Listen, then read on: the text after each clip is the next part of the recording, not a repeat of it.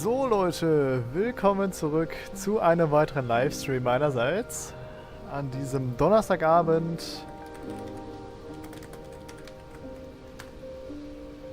Wir haben es 18:48 Uhr, den 7. Dezember schreiben wir, 2023. Und wir stehen hier heute in Skandinavien. Wir sind hier heute in Finnland. Ich denke, da hinten kann man es ganz gut sehen. Helsinki Airport ist da, wo wir unsere Reise heute beginnen. Ja, ich bin gerade hier noch so ein bisschen, oder was heißt jetzt nicht mehr, aber gerade eben war ich noch so ein bisschen am Schreiben hier gerade in vPilot, weil nämlich jemand diesen Flug, den wir jetzt auch machen werden, schon durchgeführt hat, auch auf VATSIM mit dem Real-World Callsign. Und der ist schon in Oslo gelandet, stand aber noch am Gate und hatte das Callsign eben noch. Deswegen hatte ich mich gerade noch mit einem anderen Callsign verbunden und habe ihn dann über vPilot angeschrieben und gefragt, ob er denn das Callsign kurz wechseln könnte, weil er ist ja schon angekommen, damit ich dann das Real-World Callsign, beziehungsweise wir dann hier heute das Real-World Callsign auch nutzen können, weil jedes Callsign auf VATSIM, logischerweise wie im Real Life auch, kann immer nur einmal benutzt werden. Und ja, bin ich froh, dass das geklappt hat. Der Kollege hier, der hat dann geantwortet, hat das Callsign schnell gewechselt und hat das sozusagen frei gemacht. Dann habe ich mich schnell verbunden und habe mich jetzt auch eben nochmal bedankt bei ihm. Really appreciated. Backflash, moin, moin auch an dich. A320 Neo Fan, moin, wie geht's? Moin auch an dich, schön, dass du da bist. Mir geht's wunderbar. Bei mir ist alles im Lot. Ich hoffe, bei dir, bei euch auch natürlich. Und ich freue mich heute auf einen wunderbaren Flug hier in Skandinavien. Richtung Westen geht's heute, Richtung Oslo. Und ja, also nach langer Zeit erstens mal wieder mit realer Uhrzeit und zweitens Finnland, Helsinki waren wir auch noch nicht on stream zumindest. Ich war im Sim schon da, ist allerdings auch schon ein bisschen länger her, ich weiß gar nicht mehr. Können wir mal auf Volanta schauen. Mackie, Abend auch an dich, hallo, herzlich willkommen. Genau, das ist unser Flug heute. NORDIC 11901 ist unser Callsign, das ist auch Callsign vom Real-Life-Flug hier, Helsinki nach Oslo. Wir starten hier heute auf der Position 19 im Osten des Flughafens von Helsinki. Da befinden wir uns auch gerade im Sim. Und dann geht es hier rüber nach Oslo, einmal Richtung Westen. Und ich weiß gar nicht, wann war ich denn doch? Ich war mal in Helsinki, ne, hier nicht, da, Flights. Genau, hier, warte mal, hier, Stockholm nach Helsinki hatte ich mal gemacht.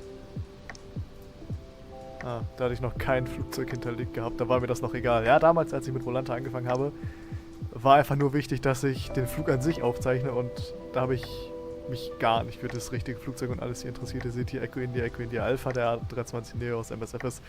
Das war der Phoenix, tatsächlich, mit Finnair Livery, aber das war mir egal zu der Zeit. Und, so, warte mal, was gibt's denn noch? Den hier, stimmt, aus Wien, richtig, da damals auch X-Play mit einem 319, glaube ich, ja genau. Aber da ist immerhin mal die Registrierung drin. Es ist zwar kein Bild drin, aber die Registrierung. 319, damals der Todes 319 von Wien hier hoch nach Helsinki. Wo bin ich denn damals gelandet? Das war die 04 links mit 194 Fuß. Ja, ist doch alles im Rahmen, oder? Ja, soviel zu meiner Vorgeschichte. Heute ist Helsinki Event auch angesagt. Da ist einiges los. Wir dürften Full ATC haben. Genau, wir haben ja, nahezu zumindest, wobei, Quatsch, das Event startet auch erst in 9 Minuten. Das startet erst um 19 Uhr deutsche Zeit, um 18 Uhr Zulu. Ne, Quatsch, ja doch, 18 Uhr Zulu, genau. Aber wir haben trotzdem jetzt immerhin schon mal ATIS, Ground, Tower, Approach und En Route Controller. Dann würde ich sagen, springen wir mal ins Cockpit. Hier ist alles cold and dark. Und das werden wir jetzt mal ändern. Vorher werde ich hier einmal das so machen und das schon mal so machen. Dann werde ich mal schauen, der Simulator-Sound ist, denke ich mal, laut genug erstmal. Können wir die Musik jetzt auch ein bisschen leiser pegeln. Und dann, ja, schalten wir hier den Flieger an. Battery, Ground Power. Und dann machen wir es erstmal ein bisschen heller, weil 10 tun wir wenig hier. Dann Emergency Exit Lights, Voice Recorder und Nav. IRS Mode Selection ist Nav. Dann machen wir erstmal hier unten weiter. Transponder 2000. Standby. Ein bisschen Licht an. Wir setzen die Parkbremse. Takeoff Config Warning. Läuft mit beiden Hebeln. Wunderbar. Und dann machen wir erstmal einen Fault- und Fire-Test.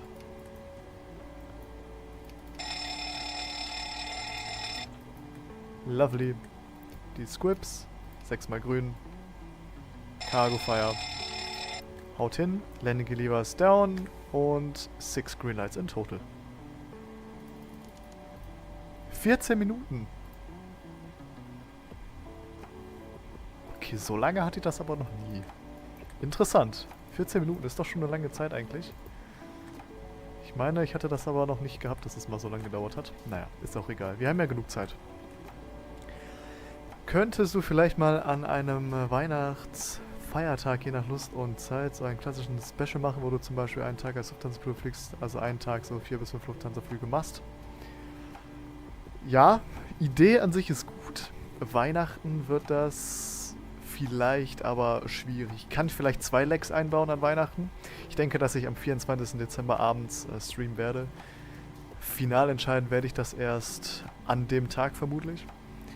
Aber 4 bis 5 ist vielleicht ein bisschen viel, aber vielleicht werde ich mal 2 Legs, vielleicht 3 Legs mal mit einbinden, dass wir vielleicht mal ein bisschen länger, ein bisschen mehr unterwegs sind. Mit Lufthansa ist auch aktuell das Thema, ich fliege den Phoenix momentan sehr, sehr ungern, weil der doch durchaus verbuggt ist. Der hat Probleme mit der MCDU. Hatte ich gesehen bei mir und ich bin tatsächlich auch nicht der Einzige, der diese Probleme hat. Da kenne ich noch ein paar andere Leute, die auch diese Probleme haben. Und die kommen halt aus dem heiteren Himmel. Also der Flieger lief vorher wunderbar. Und dann auf einmal stürzt die Air Traffic Service Unit ab, wenn man Weather Request macht oder wenn man einen Constraint bei dem Wegpunkt eingeben möchte, schmiert die MCDU ab. Das ist kein Einzelfall leider und deswegen fliege ich den Phoenix aktuell sehr, sehr ungern. Deswegen sind wir jetzt hier öfter in der 737 unterwegs. Ist an sich auch ganz schön, wie ich finde, ja. Vielleicht hat Phoenix es bis dahin ja gewuppt bekommen. Vielleicht ist bis dahin auch das V2 Block 2 Update endlich mal draußen, was ja eigentlich schon für Oktober geplant war. Mittlerweile haben wir Dezember. Ja, werden wir dann sehen, wie sich das entwickelt. Ja, so viel erstmal dazu. Dann würde ich sagen, schauen wir mal in unseren Flugplan. Wir können mal kurz einen Blick aufs Wetter werfen. Das Wetter an sich eigentlich wunderbar. 130, 12 Knots. Das heißt, so ein bisschen ja, Crosswind-mäßig wird es dann auch geben. Visibility 10, Light Snow Hammer, Broken 900, Temperature -4, -5 to Dew Point, QNH 1031, becoming Broken 1200. Das ist doch ein sehr, sehr hoher Druck. Ich würde sagen 1031, perfekt. Ich würde sagen, dass wir NTIs machen. Light Snow ist hier angegeben. Warte mal, reales Wetter ist aber drin, meine ich. Ja. Light Snow ist angegeben und der Flieger war komplett ausgeschaltet. Deswegen würde ich vielleicht dann doch mal den NTIs machen wollen. Und ich meine, es liegt hier auch überall Schnee rum. Zwar nicht auf den Rollwegen, aber auf dem Gras dazwischen. Ich denke, wir werden dann nochmal DIs einbauen. Vielleicht kein NTIs, wenn es nicht schneit. Weil aktuell schneit es ja jetzt hier nicht, wie man sieht. Wenn es nicht schneit, werden wir ein reines DIs machen mit Type 1 Fluid. Und wenn es jetzt noch anfangen sollte zu schneien, dann werden wir mit Type 4, denke ich, Fluid dann einen NTIs auch gleich mitmachen. Wir können das hier schon mal einschalten. 100 Fuß draufrechnen. Reset the Fuel Flow, Auto Brake RTO. 1031 ist set 3 times. Und dann können wir hier noch einen Blick aufs Oxygen werfen. Gut, dann würde ich sagen, schauen wir erstmal in unseren Flugplan hier herein. ATC Call Sign NORDIC 11901 von Helsinki nach Oslo, Kostendex 38 am 7. Dezember 2023. Der Average Wind ja, aus Westen 285 Grad mit 29 Knoten. Das gibt uns einen Average Wind Component von 28 Knoten Headwind. Ja, ich meine, in Europa ist ja sowieso der Wind aus Westen predominant, von daher ist das keine Überraschung. Flight Level 360 ist geplant mit einer Stunde 23 Flugzeit, Zero Fuel Weight 58.9 Tons und ein Estimated Takeoff Weight 66.4. Und ja, 15 Minuten extra habe ich wieder oben drauf gehauen, das sind hier 650 Kilo. Gibt uns dann mit einem Alternate, was das ist, weiß ich tatsächlich gar nicht. Ja, Alternate Fuel 1,9 mit einem Final Reserve von einer Tonne, Block Fuel von 7,8, das wäre Wings Full. Aber wir müssen dann nochmal die 200 Kilo nochmal oben drauf machen. Das heißt, wir werden 8 Tonnen hier glatt mitnehmen, das heißt 200 Kilo werden im Center landen. Im Center Tank. Ja, dann können wir auch eigentlich schon mal hier Refueling requesten.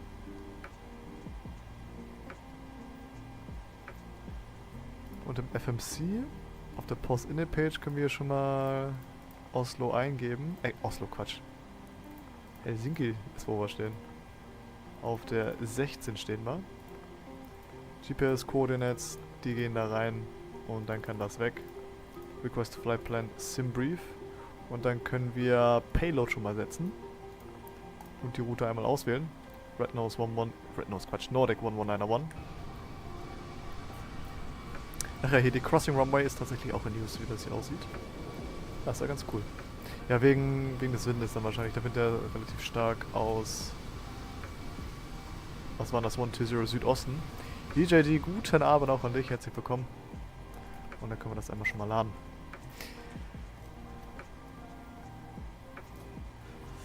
Dann ist hier geplant Runway Alternate, sorry. Runway 04 Right ist hier geplant. War auch zuletzt in Use. Aber in die ATIS haben wir jetzt noch nicht reingeschaut. Haben wir noch nicht reingeschaut. Doch, reingeschaut war richtig. Entschuldigung. Reingeschaut. Werden wir gleich machen. Später erwarten wir dann einen Anflug Richtung Norden mit 01 Left hier in Oslo.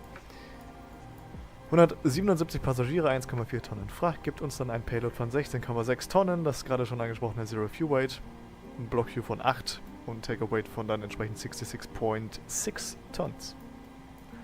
Maximum Shear 1, also praktisch nix, Mora 3600, Top of Climb minus 58 Degrees mit 267 mit 25 Knoten, der Wind aus Westen, wie gerade schon angesprochen. Dann können wir nochmal einen Blick aufs Wetter werfen. Hier für Helsinki, die Meter haben wir uns gerade schon angeschaut.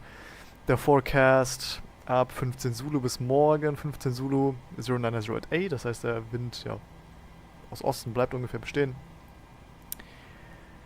Visibility 10, Broken 1500, Tempo ab 20 Zulu, also guten 2 Stunden, beziehungsweise 15 bis 20 Zulu, Broken 1200. Ist ja auch das, was hier jetzt noch angegeben wurde, genau. Das heißt, die Wolken werden sich etwas nach oben verschieben. Prop 30, temporär heute Abend 7000 Light Freezing Drizzle and Snow, Broken 800. Und Tempo morgen, das ist erst morgen, das kann uns egal sein. Das Wetter in Gardermoor, 1300, Temperature minus 80 upon minus 10, das ist aber auch echt knacke kalt da oben. QNH 1023 mit Tempo Broken 1500. Der Forecast bis morgen Mittag 0105, das heißt an dem Runway Layout, Runway News wird sich jetzt wahrscheinlich nicht so viel verändern, dann Visibility 10, Light Snow ist angegeben. Das heißt, wir können durchaus mit Wing und Engine NTIs rechnen für den Approach, Broken 2000. Und Tempo ab heute Abend Broken 1200. Also das Wetter ist jetzt nicht so, dass man da nicht landen könnte, ansonsten das Wetter unser Alternate. Awareness, interesting, 12088 KVK, noch kälter ist es da. Der Remark sagt, dass der Wind bei 670 Fuß aus 100 Degrees mit 10 Knots kommt. Das ist in etwa deckungsgleich mit dem Wind am Boden 1208. Und der Forecast ab heute Mittag bis morgen Mittag 1207 KVK. Also wunderbares Wetter an unserem Alternate. Auch jetzt kein sonderlich schlechtes Wetter in Oslo, natürlich sehr, sehr kalt und etwas Schnee könnten wir erwarten, ansonsten nichts, was uns irgendwie davon abhält, hier heute den Flug durchzuführen. FMC, Route Data Uplink, Runway, Runway können wir jetzt, brauchen wir nicht eingeben. Wir können dann hier oben nochmal durchgehen. Yaw Damper ist on, die sind alle guarded. Alternate Flap ist off. Nav Transfer and Display Switches, Normal and Auto. Crossfeed Valve einmal testen. Das kann so bleiben, das ist alles guarded. GP ist on the bus. Bus Transfer ist guarded. Seatbelts, der Refueler war da. Ja, 8 Tonnen, genau, die 8 Tonnen sind drin. Dann, wie gesagt, geht hier Seatbelt Sign on. Window Heat geht an, weil es so kalt ist, werde ich Probe Heat direkt auch mal mit anschmeißen. NTIS bleibt noch aus. Electric Hydraulic können wir sonst schon mal anwerfen. Hier mal Cockpit Voice Recorder mit dem grünen Lämpchen. Voice Recorder Switch ist on, Trim Air ist on. In der Kabine ist es knackig kalt, gute 0 Grad, wunderbar. Recirculation Fans Auto, Pax Auto. Und 360 einmal in die Flight Altitude. Logo Light, Wheelwell kann erstmal nochmal angehen. Land Alt weiß ich jetzt nicht, müssen wir dann später auf den Karten nachschauen. Und der Pressurization Mode Selector in Auto. Dann haben wir das hier alles erstmal schon mal gesetzt. Wunderbar, hier unten ist auch alles da, wo es sein soll, beziehungsweise so, wie es sein soll. Können wir hier Lights-Test theoretisch einmal machen. Hier leuchtet alles, 4 Minuten brauchen wir noch. Hier leuchtet alles und blinkt alles. Hier unten ebenfalls, abgesehen natürlich von dem Lämpchen, aber haben wir ja gerade den Fire-Test gemacht und haben da gesehen, dass es funktioniert. Dann können wir hier die Annunciator Lights nochmal testen, selbiges auf der FO-Seite. Wunderbar. Und dann würde ich sagen, können wir schon mal in die ATIS reinhören. Die finden wir auf der 135075.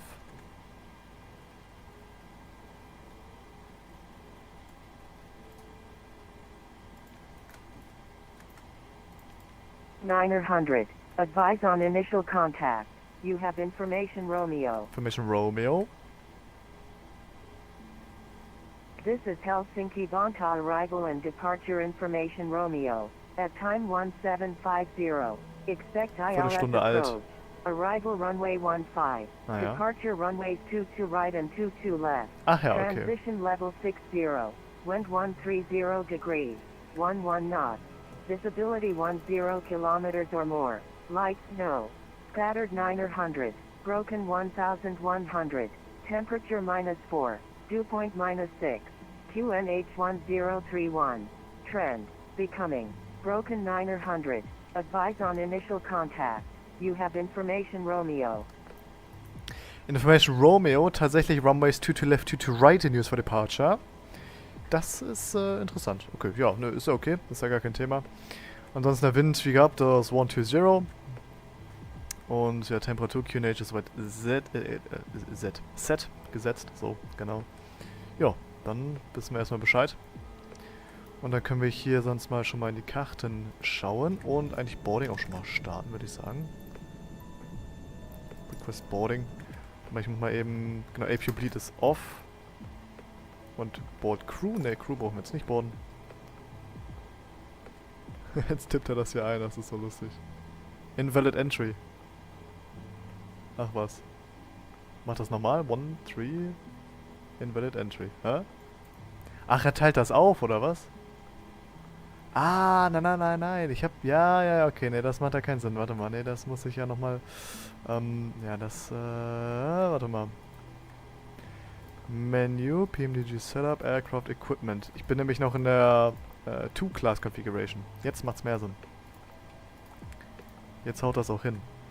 So, vielleicht können wir... Warte mal, Progress, ne. Route.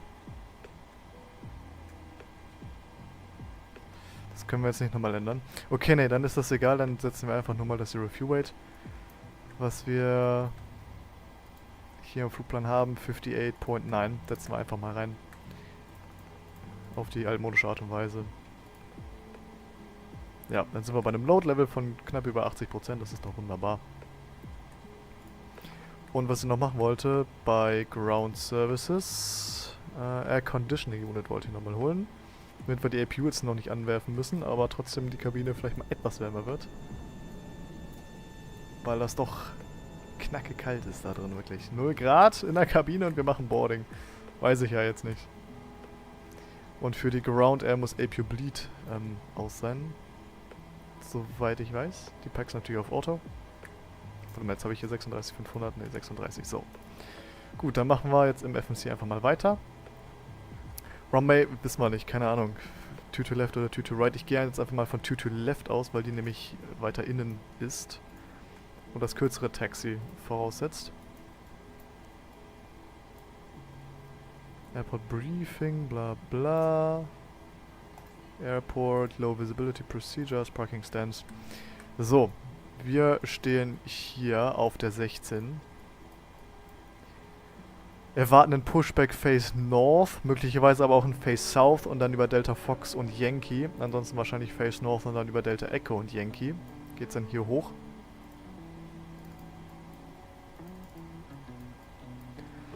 Und dann geht's dann hier Yankee und dann Zulu Bravo, Zulu Alpha, 22 left. Wir können sonst aber auch für Intersection Yankee rechnen, falls wir die 22 Left bekommen. Vermutlich aber vielleicht sogar auch 22 Right. Und dann ginge es hier über Yankee oder Delta dann über die 22 Left rüber. Und dann Delta bis Whiskey Delta, Whiskey Golf oder Whiskey Hotel, Runway 22 Right. Das ist, wo ist das depicted? Haben wir das noch irgendwo? Ah, ist die Parking Stands, okay. Das heißt hier.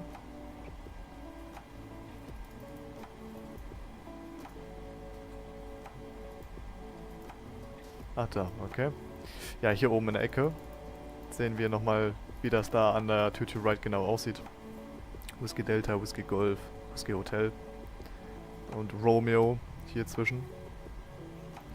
Falls wir dann da in der Ecke sind, müssen wir dann einen stärkeren Blick vielmehr auf dann hier die richtigen Rollwege und die Bezeichnungen der Schilder werfen. So, IRS sind da, wunderbar. Wie sieht es in der Kabine aus? Beschissen.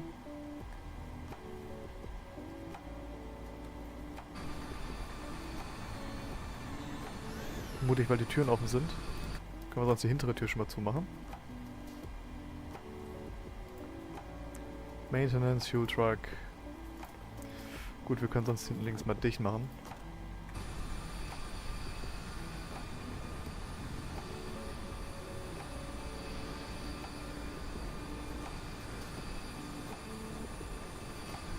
Dann kühlt das langsamer aus. Okay.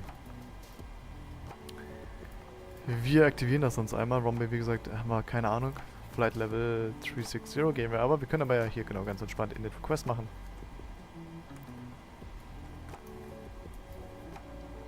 Und dann können wir sonst mal hier das Ganze kleiner machen. Und dann mal entsprechende Departures raussuchen, mit denen wir rechnen können. Adivo ist angedacht.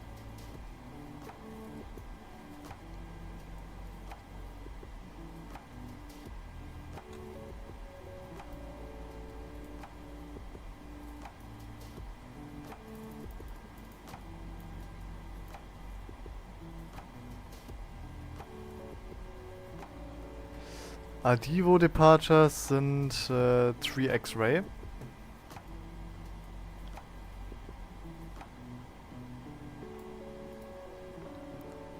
Zero 4 right, 1 5, 2 to right, das könnte sein. 3 3, 0 4 left. Warte mal hier so. 3 3 und 0 4 left. Warte mal, habe ich 0 4 right? Quatsch, habe ich 2 2, die andere 2 2 übersehen. 2 2 right. 1 5.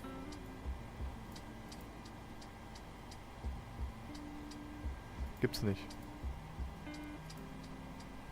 Dann geht's wohl für uns dann über die 2 to right raus.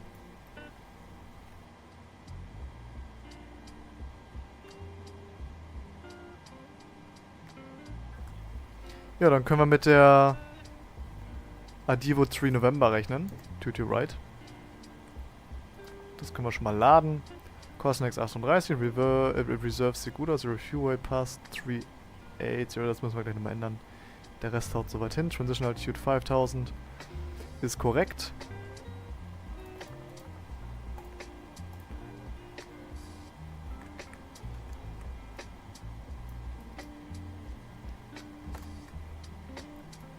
Und dann erwarten wir die Avivo 3 November Departure Chart 10-3X-Ray 2, effective 23rd of April. Helsinki Radar 12985 später. Der ist aber nicht online, das ist eine andere Frequenz dann später. Airport Elevation 180 feet, Transition Altitude 5000 ist cross-checked. Nach 1, maintain tower frequency until passing 1500, then contact Helsinki Radar. At first contact with Helsinki Radar, report SID or radar heading given by ATC and level off. And level, nicht level off. Also passing level, passing altitude und die SID. After takeoff, climb as rapidly as possible to at least 2180 feet, das heißt bis 2000. SIDS are also minimum noise routings, instructions containing deviations from SID, temporary altitude restrictions, etc. may be included in the ATC clearance prior to takeoff.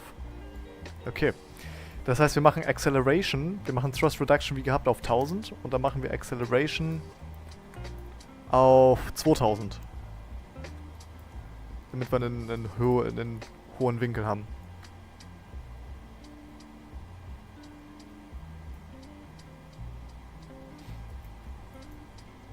Ja, müssen wir dann denken. Also nicht bei 1000 buggen, sondern bei 2000 buggen wir ab, bei 2180 Fuß. Dann geht das von der Tür to right erstmal bis 2,5 DME Hotel Echo Lima, Helsinki VOR, right turn 284, Hotel Kilo 461. Right turn 284, genau bis Hotel Kilo 461, Hotel Kilo 935, Max 250. Und dann Adivo. Stall altitude 4000. SIDS require a minimum climb gradient of 304 feet per nautical mile, 5% up to 4000 due to airspace restrictions. Das entspricht dann 700 bis 1000 Fuß die Minute zunächst. Und ja, Stall altitude 4000. 41 ist erstmal gesetzt. Traffic und 10 Meilen, der QNH ist gesetzt. Dann können wir hier 2 to right mit der Adivo 3 November, ja.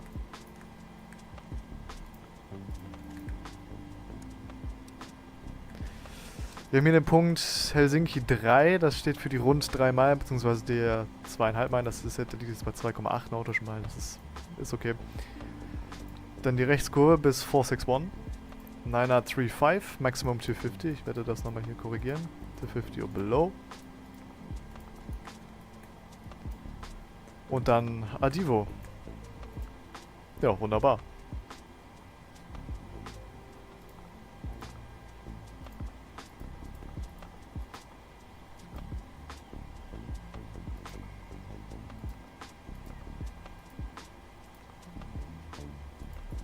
Perfekt.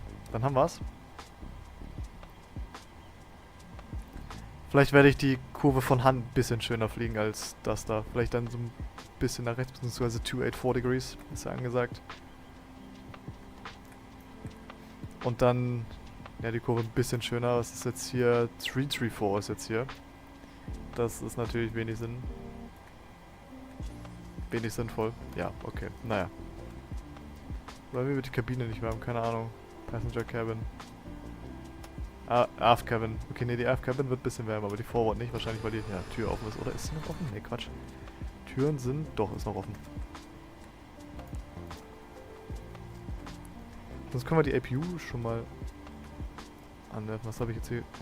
Ach, das ist... Ah, das ist Speedbrake. Okay. Brauchen wir erstmal nicht. Ne, ich habe gerade das Slash auf der Tastatur gedrückt, auf dem Numpad und dann kam mir Speedbrake mir entgegen. Okay.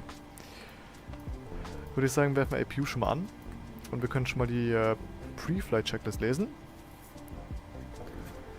Oxygen is tested at 100%. Instrument... Navigation Transfer and Display Switches. Normal Auto. Ich habe jetzt eine neue Checklist, deswegen ist die Formulierung hier etwas anders. Window Heat is on. A Pressurization Mode Selector Auto. Flight Instrument setting is 233. Altimeter 1031 indicating 160 feet. Parking brake is set. Engine start levers cut off. Pre-flight checklist complete.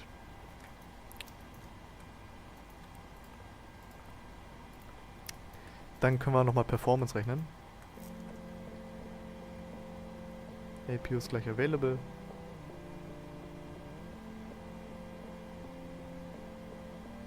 Da ist sie. 1 und 2. Perfekt.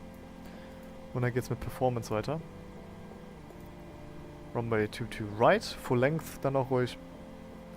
Runway machen wir mal wet. Flaps optimum rating, optimum NTIs, engine NTIs will be on. Packs will be on. Import from aircraft 66,900. 67 tons, the gross weight. Ja, das passt.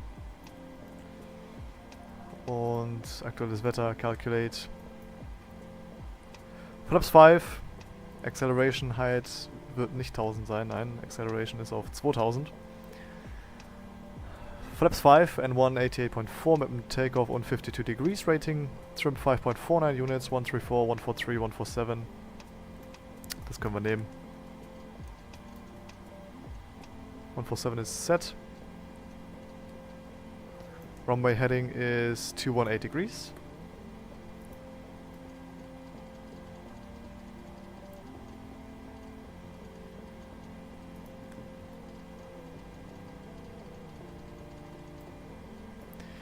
Dann werde ich einmal, genau, dann werde ich das einmal übernehmen. Takeoff und 52 degrees.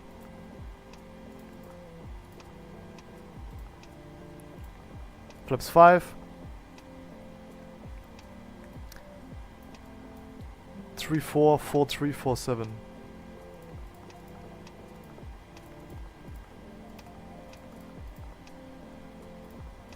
Das kann aus. Ja, und dann haben wir's.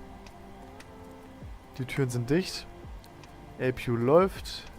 APU Bleed kann an. Und Air Conditioning Unit kann erstmal weg. Ground Power kann eigentlich auch schon weg. Und ich würde sagen, wir hören nochmal jetzt in die ATIS rein. 900. Advise on initial contact.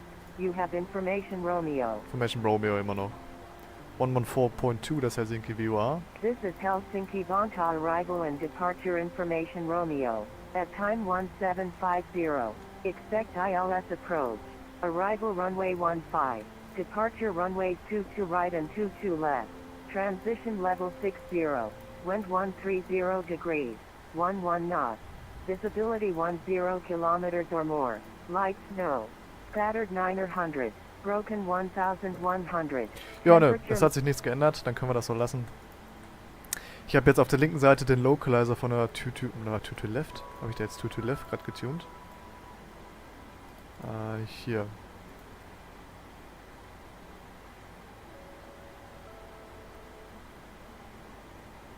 Das 2 Right, da. Die bräuchte ich dann. 1107 wäre das dann. Jetzt macht Sinn. Hotel Uniform Oscar wäre dann der Identifier. Der dürfte dann noch gleich kommen. So, dann machen wir hier so Information Romeo, da können wir auf Delivery gehen. Oder Quatsch, auf Ground. Delivery ist nicht online. Ground 121.8. Und da können wir Clearance requesten.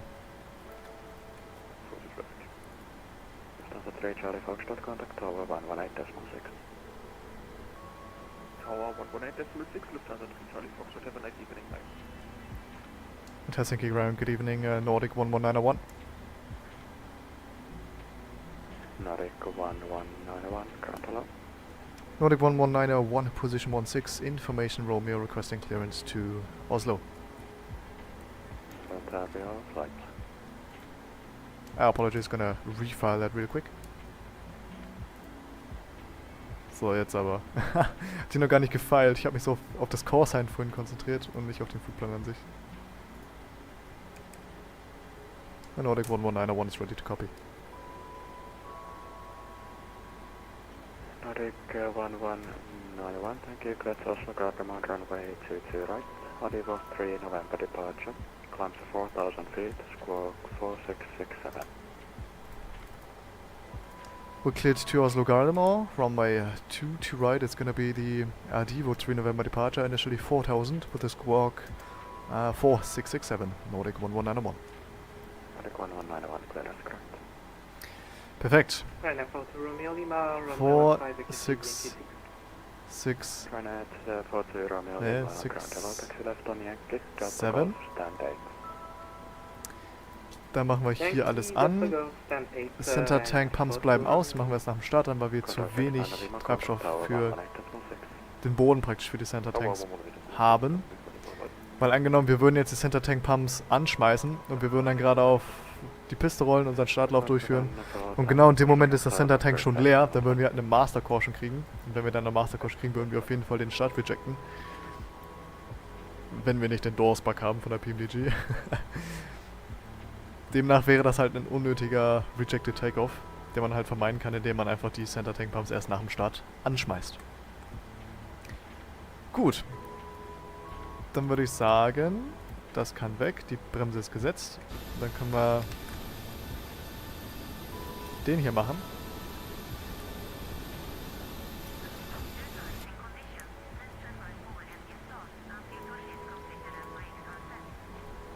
Parking Stands, ich weiß nicht, warte mal, De-Ice ist glaube ich noch da oben möglich. De-Icing Facility, ja. Gut, dann würde ich sagen, before start. Check this, flight deck door, closed and locked, fuel, 8 tons, with the pumps on, passenger sides on, windows locked. MCP is VT147, runway heading 4000, gross weight CDU says 66.9. OFP says takeover 66.4. Close enough. Takeoff speeds V1 134, VR 143, V2 147. 147 is set. On the MCP. CDU pre-flight is completed. Rudder and aileron trim is 3 and 0. Taxi takeoff briefing completed. Down to the anti-collision light. FNR9 Mike Hotel G48 sitt Airbus at Yankee Foxtrot. Taxi by Delta Foxtrot to Yankee hold short of runway 22 left.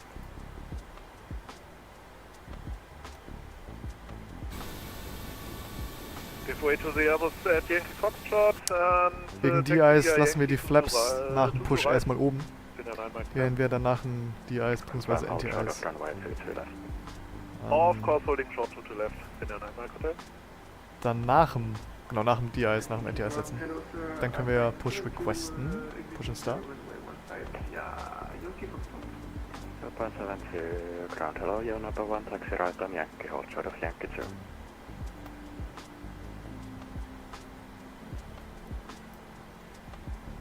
Turn the right on Yankee, then holding short on Yankee 2 right back.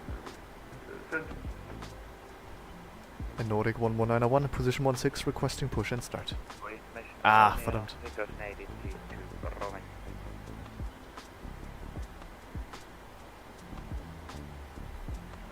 Scandinavian 464, ground hello, taxi Rovaniemi runway 22 right, Devro 3 November departure, climb to 4000 feet, squawk 0272.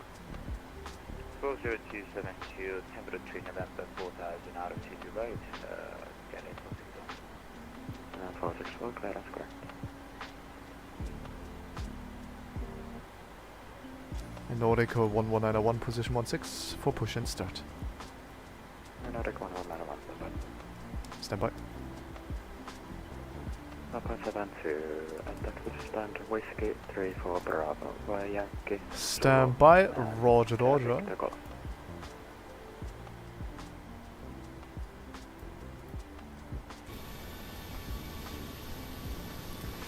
Eine Scandi 737-700.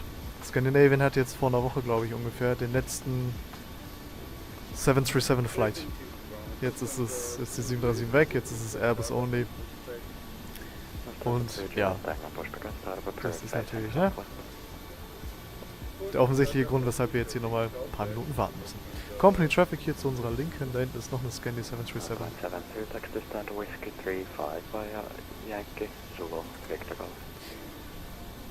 Ja, wie gesagt, der letzte Revenue Flight mit der 737 hat stattgefunden. Und einige Flüge wurden in der Vergangenheit auch mit der 737 durchgeführt, allerdings waren das dann Charter von Jettime und keine Scandi eigenen 737. Leider Gottes. Alright, for to Royal Lima, we're on 10-6, fleet, that's not a problem for you, and we're ready to look So, ich checke nochmal Volanta, aber das sieht wunderbar aus. Oh, the old 66 Echo for taxi. Drink 66 Echo, taxi holding point, Delta via Alpha Delta. Dann rollt er los, dann kann er gleich Delta hinterher. via Alpha, Euro 66 Echo. And on a Mike Hotel contact tower 118.6. Und dann können wir dann auch gleich 118.6. raus. Hotel, keep those. Ja, APU läuft, APU Bleed ist on. Die Kabine wird so langsam hier aufgeheizt. Taxi via Delta Echo, Dual bleed. Yankee hold short of runway 22 left.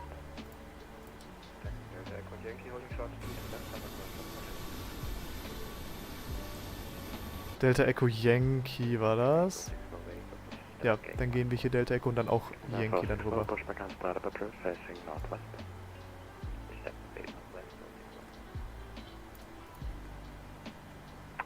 Helsinki ground tervetaan Ryanair 3 Victor Bravo. Whiskey 44 with Romeo requesting clearance to start with. Bye-bye. Flying 66 Echo, contact tower 118.6.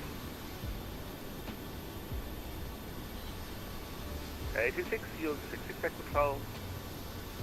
Nordic 1191 after the Airbus passes behind you, pushback and startup approved facing northwest. One clear of the Airbus passing behind, pushback setup approved, face northwest, Nordic 11901. Perfekt. Hinter dem Airbus hier dürfen wir dann auch Richtung Nordwesten dann. Das heißt also praktisch die Nase geht nach rechts. Runway 3 Victor Bravo. Continue pushback. Runway 2 No. Arrival 3 November departure. Nose. 24,000 Right tail to the left. 7274. Ja, Airbus ist clear. Und dann wird die Bremse gelöst hier. So. Runway 3 Victor Bravo, clear is correct.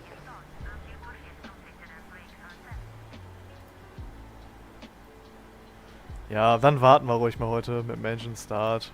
Wenn GSX das unbedingt möchte, dann machen wir das so. Ist ja kein Thema. Heute kann ich es auch mehr verstehen als in einem Tag. Ich glaube in Bergen war das.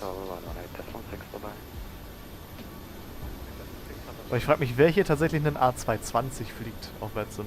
Welches Flugzeug da eigentlich hintersteckt. Ja, und Anti-Collision Light natürlich on. Before Start Check is complete, Wheel Well kann dann jetzt auch aus. About the gate 5 for Helsinki ground, good evening, plate to Kaunas, runway 22 left, Koivu 3 Foxtrot departure, climb to 4,000 feet, squawk 4703. Baltic Gate 54, I'm sorry, I did not recall the flight plan. Let me do that, I have a different destination now.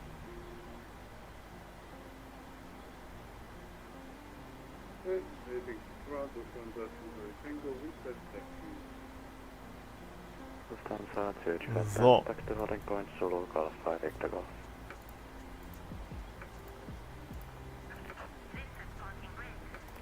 Brake set. Engine Start. Start Number 2. Wir machen heute ruhig Isolated Pack, weil es sehr, sehr kalt ist. About the gate 54, thank you, clear to the nearest runway 22 left, Koivu 3 Foxtrot departure, climb to 4,000 feet, squawk 4703.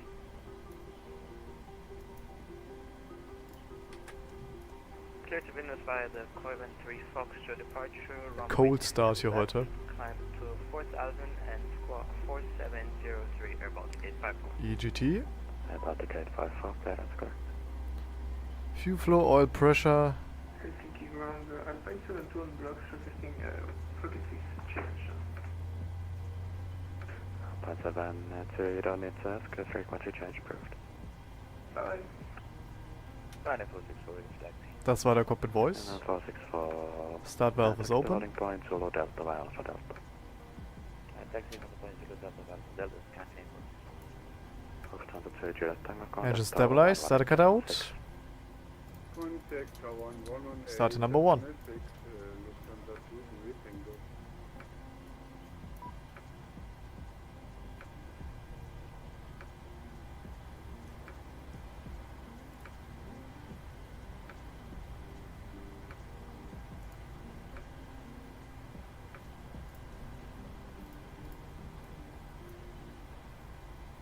Und dann geht der Treibstoff rein. EGT, Fuel Flow, Oil Pressure is rising.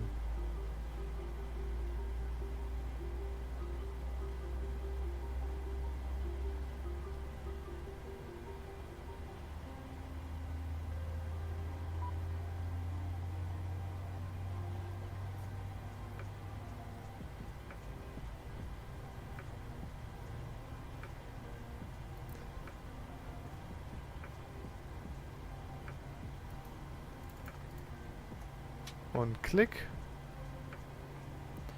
Engine stabilized, started cut out, 2 good starts, you may disconnect. Unlocking Gear. Dann kann das auch erstmal aus.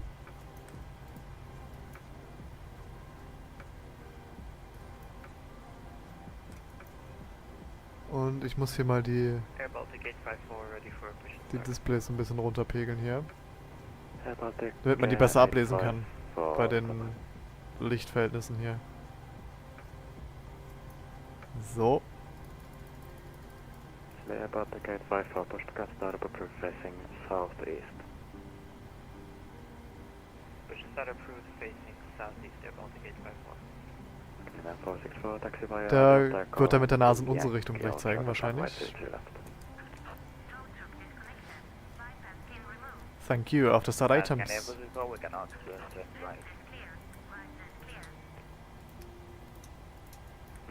Why? Das ist alles schon an. There's an X-Class in front. Yes, but when you... Das geht alles auf Auto. Via Delta Echo, it's... Recall. Dann läuft sie davon. Flaps bleiben auch oben. Perfekt. Und dann Flight Controls einmal testen. Left, right, aft, forward, rudder, left, right, neutral. Und die Before Taxi Checklist. Generator is on, Probe Heat is on, NTIs. Ja, ist ein Turcall. Wir hatten mit NTIs on gerechnet, glaube ich, oder? Ja, NTIs und Engines, genau. Isolation Valve Auto. Engine start switch is continuous. Recall is checked. Auto brake RTO. Flaps up. Engine start levers idly 10. Flight controls check. Ground equipment is clear. Dann können wir Taxi requesten. Push and start approved facing northeast, right S3, Victor Bravo. In Nordic 11901 requesting taxi, we require DIs. Nordic 11901, taxi via Delta Echo, Yankee, hold short of runway 22 left. Delta Echo, Yankee to hold short 22 left, Nordic 11901. Brakes released. Taxi turn off lights on. Delta Echo und Yankee, das heißt hier rechts links und dann Yankee ganz runter bis, ja, 22 left, to hold short. Takeoff Config, ja genau. Das sieht gut aus, Takeoff Config. Sollte dann natürlich auch ertönen, aufgrund dessen, dass wir noch keine Flappage hier gesetzt haben.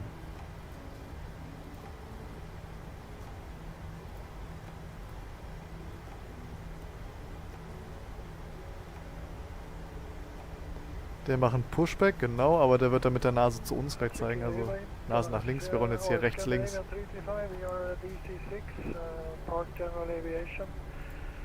We are unable or not request clearance to Stockholm. Canadian 335, thank you, ground clearing, glad to Airline, runway 22 right. After departure, flying to 70, climb to 4,000 feet. Expect radar vectors to Rusko, squawk 7046. To right in the use, and after departure heading 270, flying 4,000 feet. Und dann jetzt Expect vectors to Roscoe VR. geradeaus bis 22 left. 7046 is Canadian 335. 335, clearance correct, start up approved. Start up is approved, Canadian 335. Nordic 1191, contact tower 118.6. 1186, Nordic 1191, bye bye.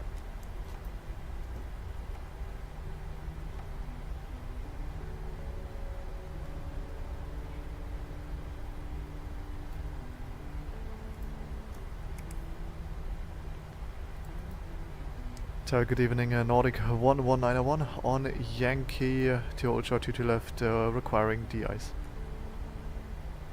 Good evening, Nordic 1191, heading tower via Yankee cross runway 22 left and taxi to start 601 via Delta and Delta Charlie with Boston Diaz. Via Yankee we cross 22 left, taxi 601 via Delta, Delta Charlie, will report DIs complete, Nordic 1191. Hello. Das geht jetzt dann erstmal über Yankee und dann Delta, Delta Charlie bis dann da oben hin. Clear to cross, Simon die Moin, guten Flug, danke dir, herzlichen Dank. So, Active Runway, das heißt Strobe Light einmal anmachen und Wing Light auch. Rechts und links sieht es erstmal soweit ganz gut aus. Das Traffic on Final, sogar 2 hintereinander, das sieht echt ganz cool aus.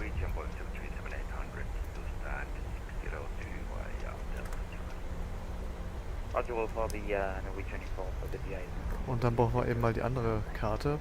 Das ist ja hier was. So.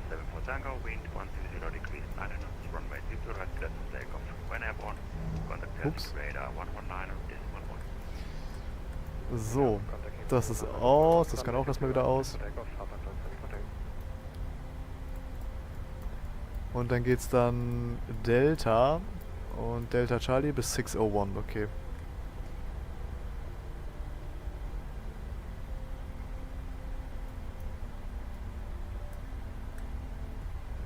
Warum ist Strobe Light noch an? Hä?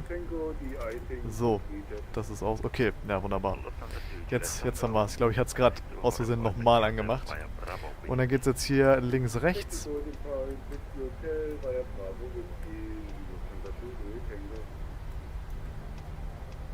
Finnair Factory Hotel currently on ILS runway 15. Left side clear. Da hat der Lufthansa gerade DRS gemacht, da müssen wir dann auch gleich hin.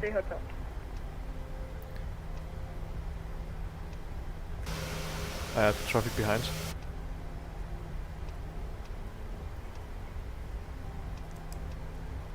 Und dann gleich links auf Delta Charlie. Genau, das ist da vorne. Biegen wir dann links ab und dann ist das der 601 ist der zweite dann rechts.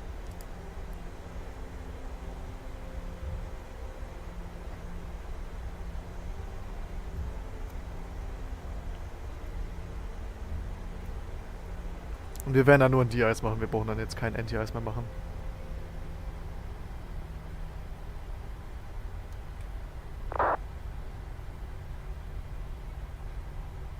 ...600... und 601. Clear land runway 15, Finnair Factory Hotel. Taxi Light off.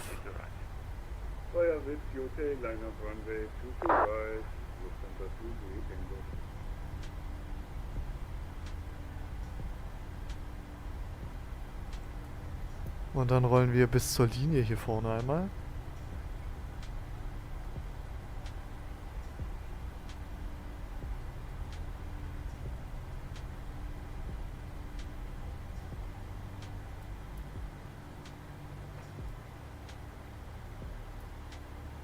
Ja, so ungefähr. Es muss jetzt nicht perfekt sein. Brake set. Ups. Och nö. Was soll das denn? Warum? Need to stop the engines to request ground services. Ey, nee, GSX, komm.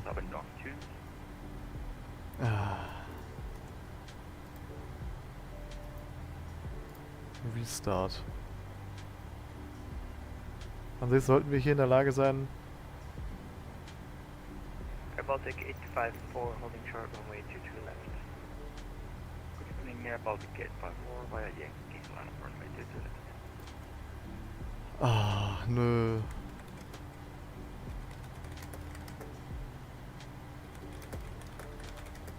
Air Baltic 854 line up and wait runway 22 left.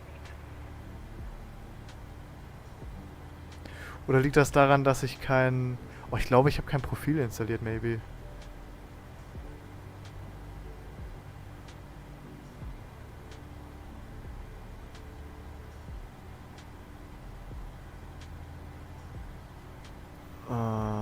Warte mal. Das will ich jetzt mal kurz nachschauen hier. Das muss ich mal eben überprüfen.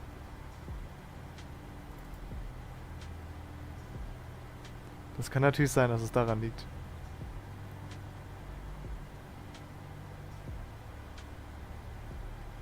Ja, ein Profile habe ich auf jeden Fall nicht. Ah, da hatte ich natürlich gar nicht dran gedacht. Ah, verdammt.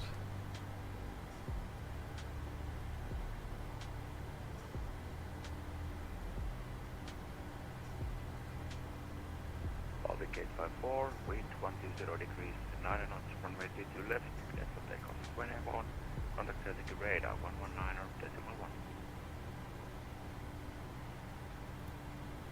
Clear for takeoff, runway 22 left, and when airborne, contact Helsinki Center on 119.1 in Baltic 854, thank you. Nee, okay. Ja, never mind. Dann hat sich das natürlich erledigt. Gut, okay, ja, dann reporten wir jetzt einfach. Dann sind wir jetzt Flaps 5. Ryanair 3, Victor Bravo holding to Golf. Und dann sind wir jetzt praktisch ready for taxi. Okay, na gut. Ja, dann never mind. Da hatte ich jetzt natürlich nicht dran gedacht.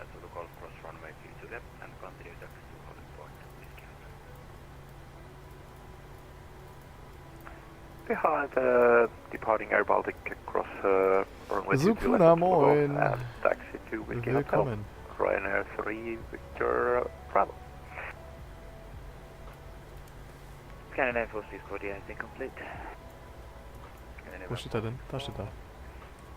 Taxi to Boeing Whiskey Delta, Bravo Delta. Bravo Delta Whiskey Delta. Hold point to the right to run in Scandinavia. In Nordic 1191, DI is complete, request taxi. Nordic 119.1, after Scandinavian Boeing 737-800, taxi from your left-hand side, follow him to report Whiskey Delta, runway 22 right. Give way to Scandinavian 737, then we're gonna taxi Whiskey Delta 22 right, Nordic 1191. Fanafrati Hotel, we're currently with you on the Foxtrot Romeo. Ja, der war ein bisschen schneller als wir, das ist aber gar kein Problem.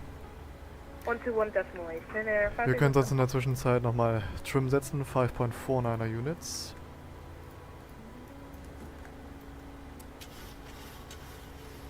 Sollte ich mir angewöhnen, den Trim nach dem Engine Start zu setzen. So. Der ist durch, dann können wir Gas geben. Ja, Takeoff Config sieht gut aus. Taxi Turn of Lights. Und die before takeoff checklist. Flaps. We have 5 planned, 5 with green light. And stabilizer trim 5.49er units in set. Ja, so vielleicht. Checklist complete. Left side clear, right side clear. Ready for departure, Scandinavian Airline, Scandinavian 464. Scandinavian 464, stand by for number 2 for departure because they are same departure, so I can get you guys quicker airborne this way. Okay. Ryanair 3 Whiskey Bravo, way up Whiskey Hotel line up runway 22 right. Warum die Whiskey Chat-Nachrichten weg Hotel line sind. up runway 22 right. Ryanair 3, Victor Bravo. Eigentlich sind da keine Chat-Nachrichten weg, weiß ich nicht. Keine Ahnung, was du meinst. So. Dann sind wir hier Whiskey Delta, genau. Und dann können wir hier immer so machen. And Nordic 1191 is ready for departure. Nordic 1191, currently number 3. Number 3 in sequence 1191. Ryanair 3 Whiskey Bravo, wind 120 degrees, 9 knots, runway 22 right, clear for takeoff when airborne, contact Helsinki radar 119.1. Ach, da ist noch einer. Oh, Ryanair hatte ich gar nicht gesehen. Clear for takeoff 22 right and when airborne 119.1. Ryanair 3, Victor Bravo. Airborne. 191. 464, after departing Ryanair Boeing 737. Wir halten hier mal eben an. Whiskey Delta line runway 22 right and wait after. Text-Slide off. Roger, wo ist die behind Bremse? Da ist die Bremse. the departing now. We'll line up and wait runway 22 right behind Canyon 44. 1191.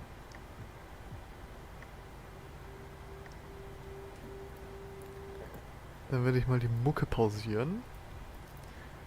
Ryanair rollt da hinten los. Dann könnte er jetzt auch Line-Up machen.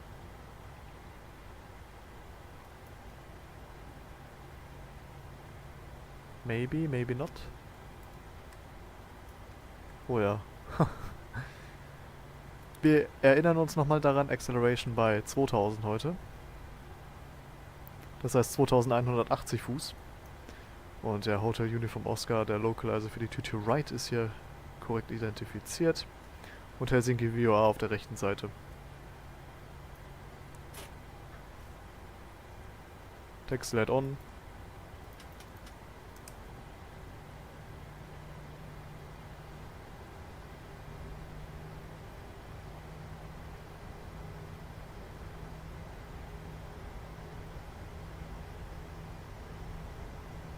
Scandinavian 464, being 150 degrees, 9 knots, runway 22 right, clear for takeoff.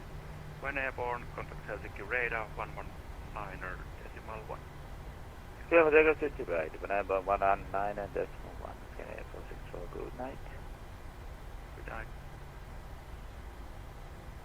Dann halten die hier gleich einmal ein.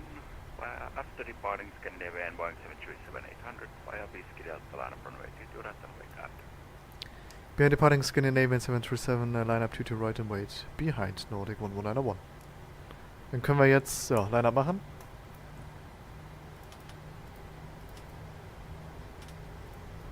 Lämpchen, Auto Throttle, LNAV, TARA. Just for Information muss heute wahrscheinlich früher los, muss noch für Mathe lernen. Oh ja, das kenne ich irgendwo her. Aber ja, ist ja kein Thema. Ist ja gar kein Thema. Ich habe Mathe-Klausur jetzt erstmal hinter mir, zum Glück.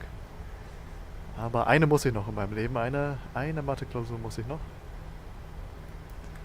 Ja, Traffic is airborne. The preceding traffic. Dann können wir hier größer machen. 11901 is in Standby.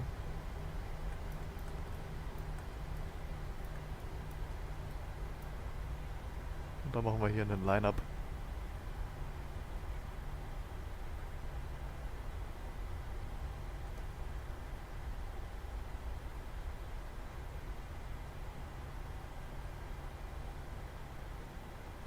So ungefähr. Oh ja, das. Okay, ne, der war grausam. Der Line-Up, der war grauenvoll. Egal, Localizer, Heading, das matcht alles. Nordic 1191, wind 120 degrees, 9 knots, runway 22 right, clear for takeoff. When airborne, contact Helsinki radar 119.1.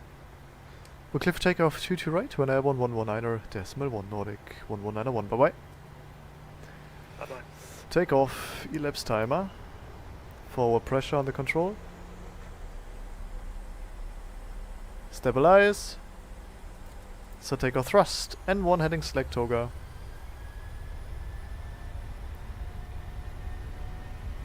Thrust set. Indications normal. Approaching runway 22 left, we are on Yankee.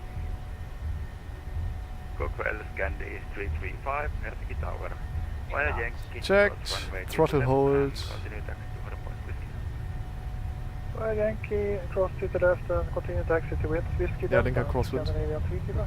V1. Rotate.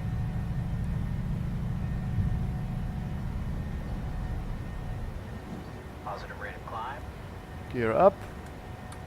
LNAV.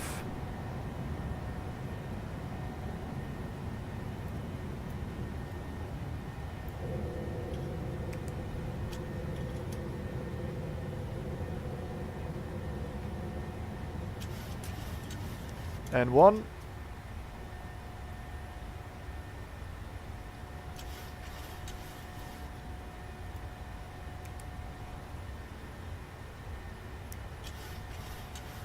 Und Bug up. Helsinki, good evening, Nordic 11901, Adivo 3 November 2600 feet. Flaps 1. Hello, Nordic 1191, radar contact, climb flight level 280, clear direct Arrivo. Direct to Adivo and climb 280, Nordic 11901. Flaps up.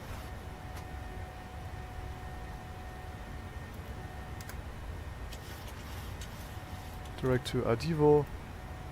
Left turn, Adivo execute und level 280.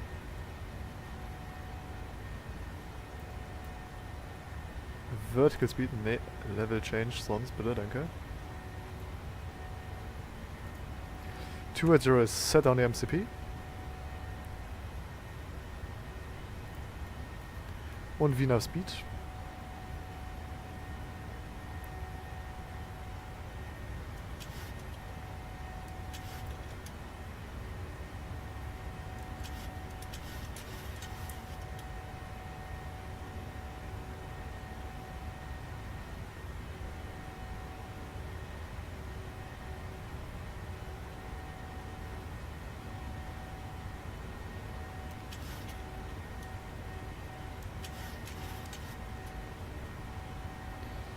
Standard pressure is set. Passing level 5-1 for level 280.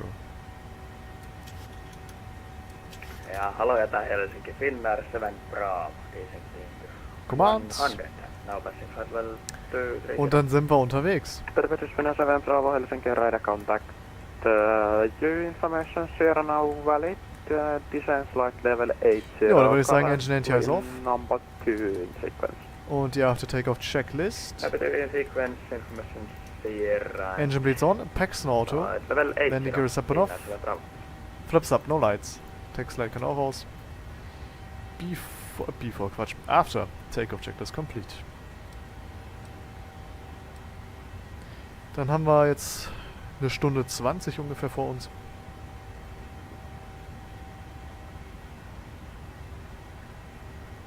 Helsinki Radar, good evening. Charlie Yankee from Alpha, descending SE Alpha level 165. Ja, das war doch wunderbare Departure, würde ich mal behaupten. Hello Charlie Lima Alpha Helsinki radar contact. Keep the high speed. You are currently number 1 in sequence. Continue to flight level 100. Roger, down flight level 100, high speed. We're as fast as we can.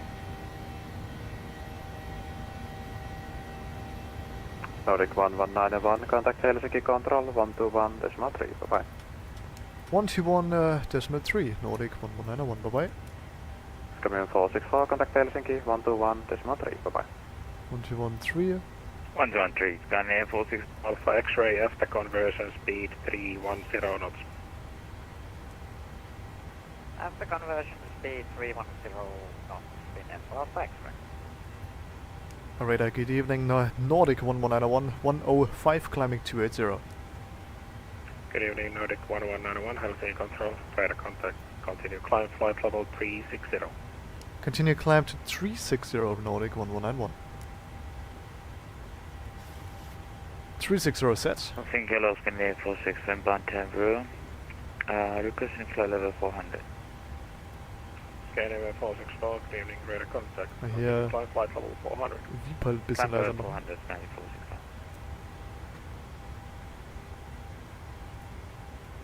Ja, wunderbar. Winglight habe ich auch ausgemacht. Jetzt haben wir nur noch hier das Wichtigste an. N1L nach FINAF. Perfekt, dann haben wir's.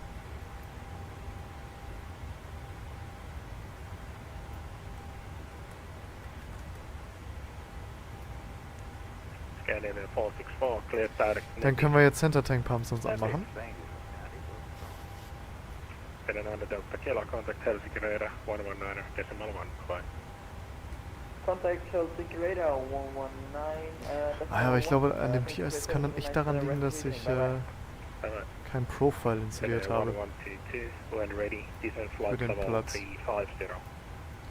Deutschland ist heute aber echt voll. Also wirklich, das ist sehr bodenlos heute. Guckt euch das mal an hier. Also ich meine, ja, klar, heute ist Donnerstag, das heißt Bremen FIA Thursday. Mit Hannover, Hamburg, Bremen und Berlin. Das heißt, jetzt haben wir nicht nur Berlin Tuesday, wir haben auch Berlin Thursday in dem Sinne. Und ATC-technisch ist hier echt was los an jedem Platz hier. Lippstadt, Kassel, Bremen, Quatsch, Dortmund. Hahn haben wir hier unten, Basel, Stuttgart, Frankfurt natürlich. Braunschweig, Leipzig, Lübeck und Westerland, Sylt.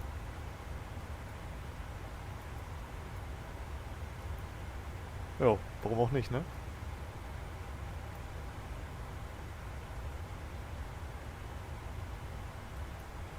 Good evening, UPS Forward Scheme. Direct to Tavro on Sal level 350. UPS 4 Whiskey, good evening to you, radar contact.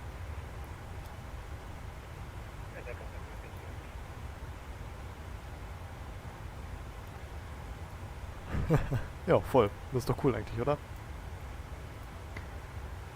Wenn man so wirklich gute Abdeckung hat, Master Caution Fuel, ja, dann kann das auch schon wieder aus. Später, wenn wir Level aufgemacht haben, dann senken wir die Nase und dann wird hier die Indication auch wieder steigen. Weil sich dann natürlich die Flüssigkeit, der Treibstoff anders verteilt im Tank, wenn die Nase niedriger ist, als wenn die Nase so hoch gerade eingestellt ist.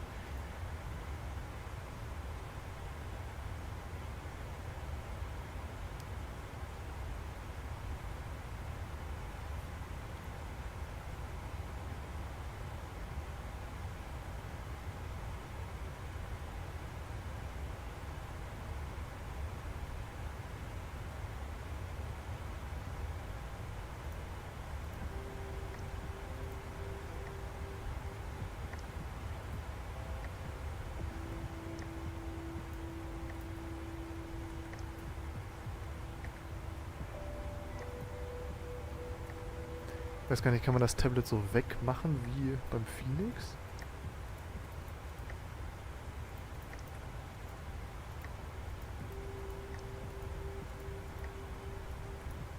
Scheint nicht so der Fall zu sein.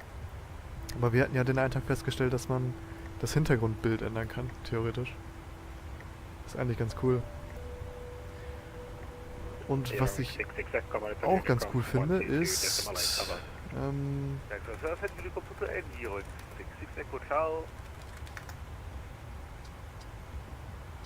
das hier. Control Rail, Finnair 161, flight level 350.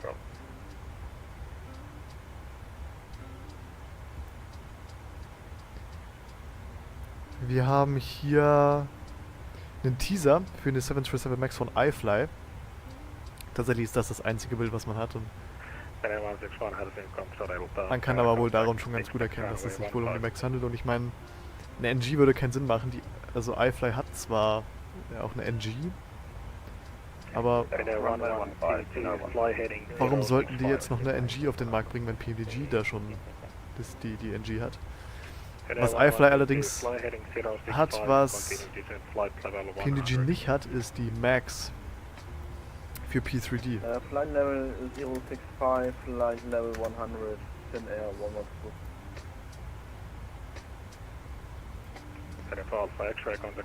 Das ist hier die MAX für P3D.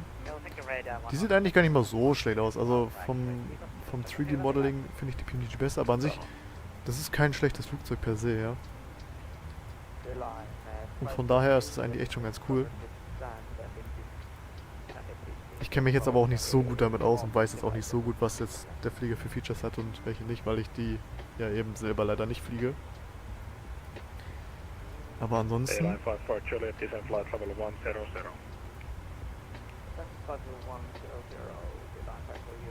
Ja. Die haben diese Max und bringen die dann wahrscheinlich auch zu MSFS. Die Max 8 und Max 8 200. Also es ist auch nur die Max 8, also keine Max 7, keine Max 9, keine Max 10. Wobei die Max 10 und Max 7 ja nicht mal zertifiziert sind. Oder ist die Max 7 schon zertifiziert?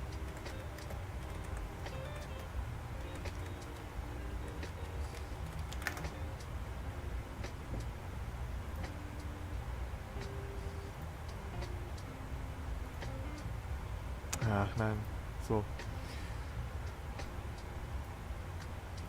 Nearing Certification. Vor einem Monat, 28. Oktober, ungefähr, vor einem Monat war der Stand close.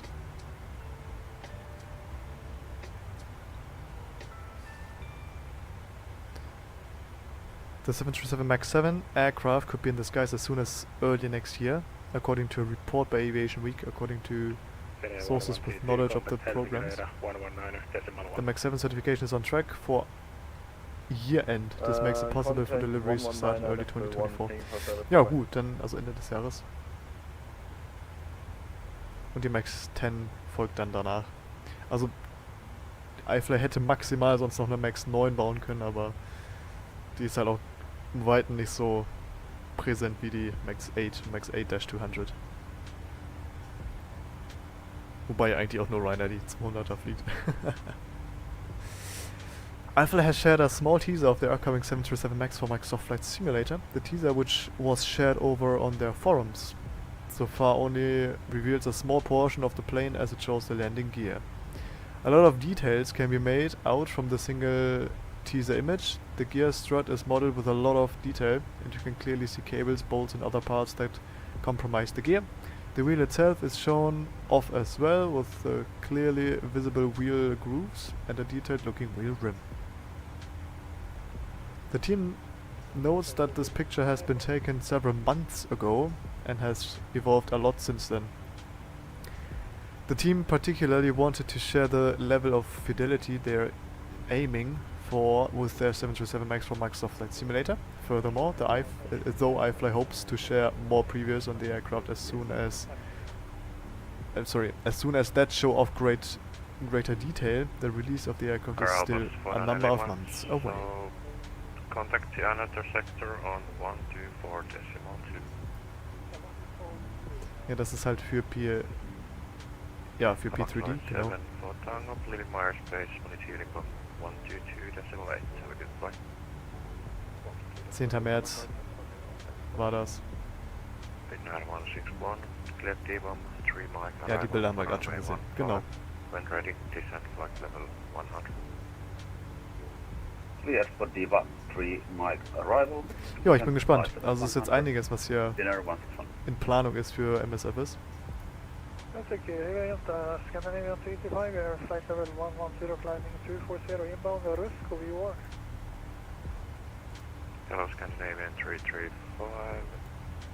Helsinki control, radar contact. Clear direct, Mike Alpha Romeo. Sorry, we are unable, Mike Alpha Romeo from present. We are not in range. I can report when you are in range. You can be CT flight. Okay, good. Beeline 54 Juliet, contact traffic radar on 119.1. 119.1 Beeline 54 Juliet, have a nice evening, bye-bye.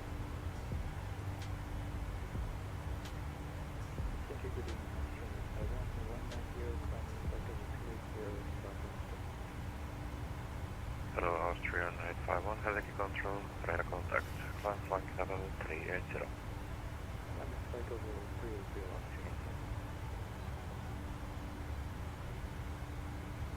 Helsinki, Scandinavian 325, we are now in range from Mariehamn. You are. Scandinavian 335, clear direct Mariehamn. Direct Mariehamn, Scandinavian 325. Tomset 3 Golf Yankee, contact Helsinki control on 124.2. Er scheint wohl Alpha... Alpha, Quatsch.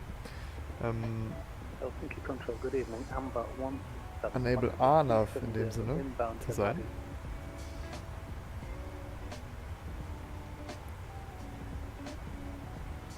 Space calling, please say again your call sign. Amber 167. Hello, Amber 167, Helsinki control, reset squawk 7437. 7437. Ist die Kabine released? Jetzt. So, dann nochmal einen Schluck trinken. Stay hydrated.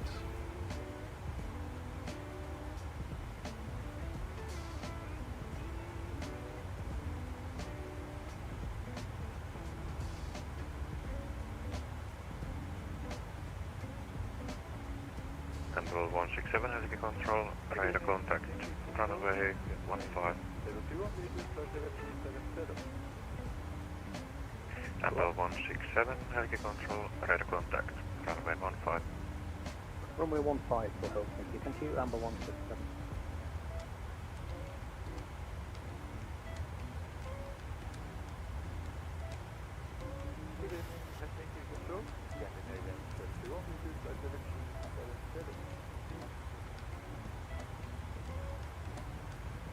Hello, Scandinavian 031, Helsinki control, radar contact. Clear direct Lockwood, expect runway 15. Direct Lockwood, expect runway 15. Yeah,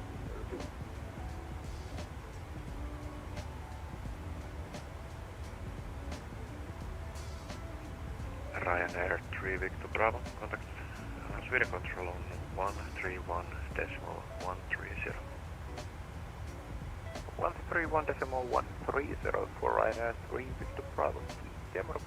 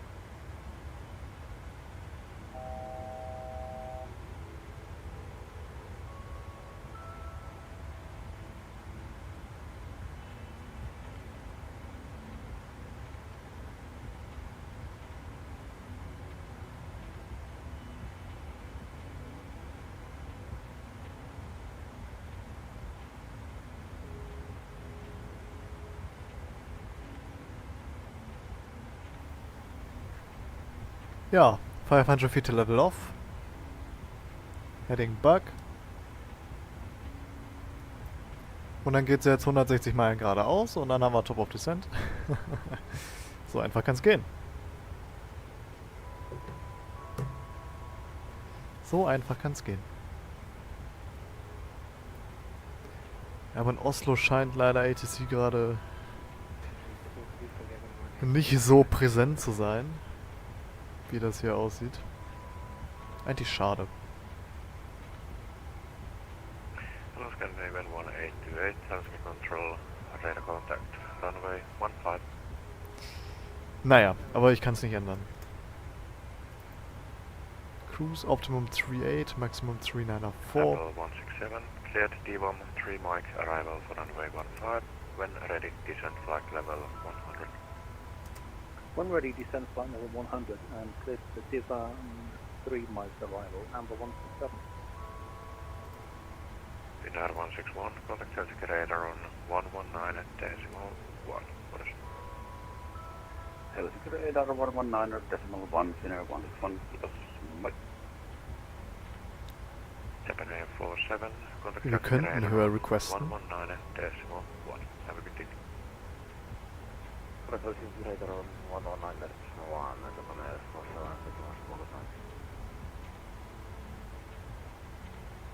Red Nose 11, correction, Nordic 11901, requesting level 380. Red Nose. Warum Red Nose? Sag mal Red Nose.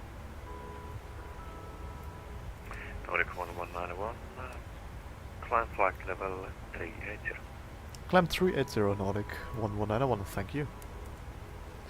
So 380 said once, Hello, Scandinavian 723, said twice, flight level 1704280. said 3 times. Hello, Scandinavian 723, Helsinki Control, radar contact, climb flight level 300.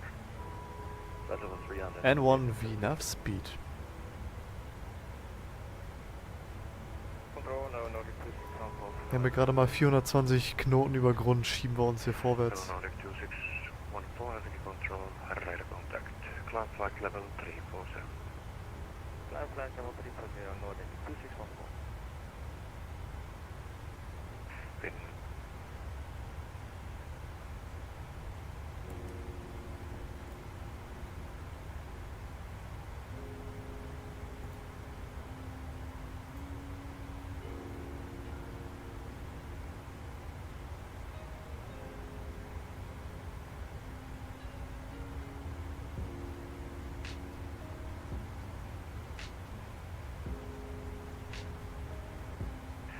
Scandinavian 1828, reset squawk 23, correction. Ah, ich sehe hier gerade auf dem Phoenix Discord. Ihr erinnert euch vielleicht an den Stream. Warte mal, ich mach das mal auf.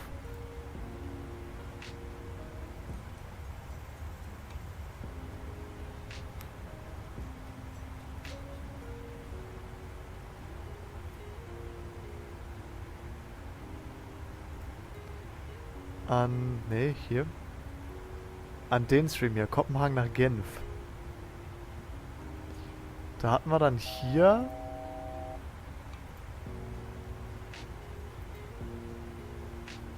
Hier ging es wieder. Ja, check. Nordic 1191, contact Sweden Control on 131.130. Have a good flight. 131, 130, Nordic 1191, bye bye. Squawk 5336, Eurowings 418. Ice Sweden Control, good evening, Nordic 1191, 378, climbing 380. 378, 377. Nordic 1191, Sweden, hello, identify. Climb level 380. Climb 380, Nordic 1191. FMC speed, Nordic VNAV path. 31904, identified. Expect. Dann, genau, hier. Warum ist die Qualität gerade so mies? Expect 19 right for 3194. Gleich viel besser. Hier geht's auch wieder.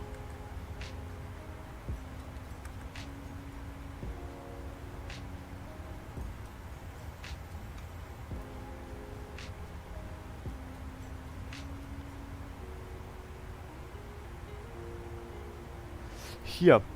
Da war der Airspeed Indicator eingefroren. Wir haben hier, kann man hier auf der Website reinzoomen? Nee. Man kann in der YouTube-App reinzoomen, aber man kann hier nicht reinzoomen. Auf jeden Fall ist hier der Groundspeed bei 136 Knoten. Und der Indicated Airspeed ist hier stuck bei 220. Und das war halt ein Problem.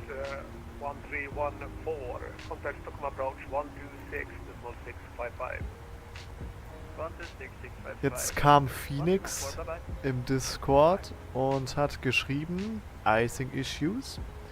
We are aware of an issue with the MSFS icing system currently causing the airspeed indicator to freeze. Das ist auch genau das, was wir da beobachtet hatten. I thought this was fixed.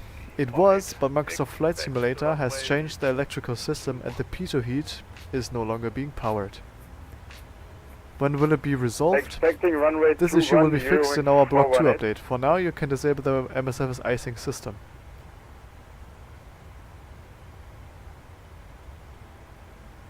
Und dann ist hier angegeben, wo man das einstellt. Also in die Assistance Options, Failure and Damage, Icing Effekt und dann kann man das ausmachen. Ich weiß gar nicht, ob ich das überhaupt anhabe grundsätzlich.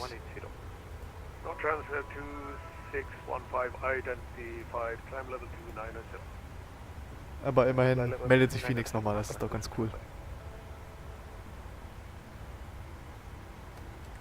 Ups, ne, hier. Cruise. Ja, da haben wir's.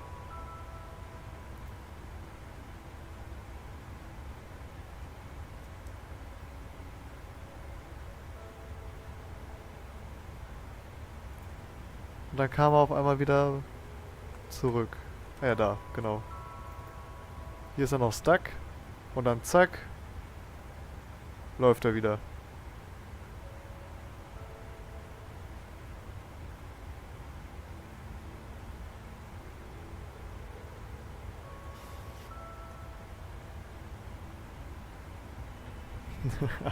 Verrückt. Naja, so war das. Okay. Aber immerhin wissen sie darüber Bescheid. Das ist doch schon mal was Schönes.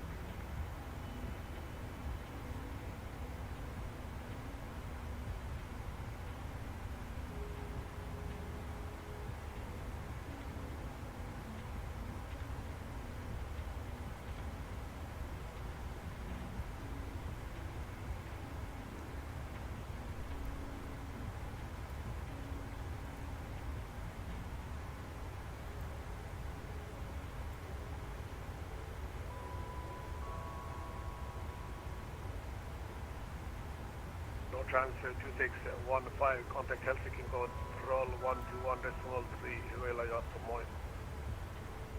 121.3, North Transfer 2615, bye bye.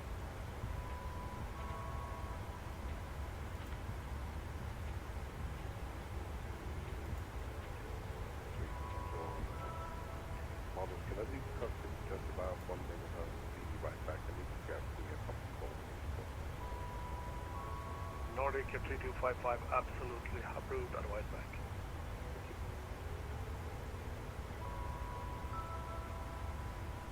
System control, good evening. We got 755 kilo. With you as level, passing 756 for Nach. This is 7 Papa Kilo, sorry, misunderstanding last time due to I got the sector after the previous controller logged on, sorry. Walk now 4454. Walking 4454, we got 7 Papa kilo.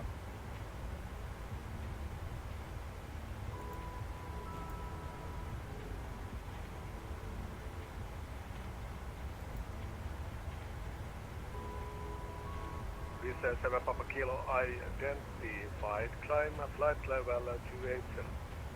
Climbing 280, there 7 Papa kilo, thank you.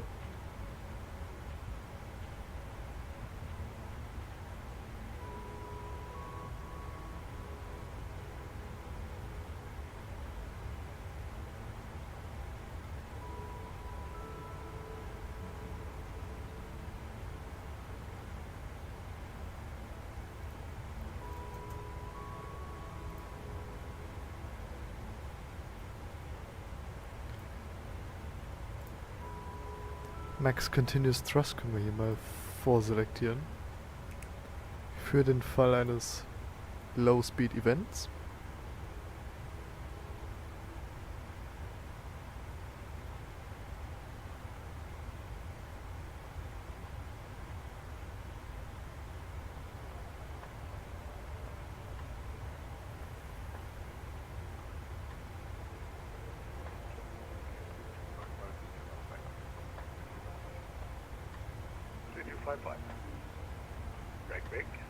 NORDIC 2016.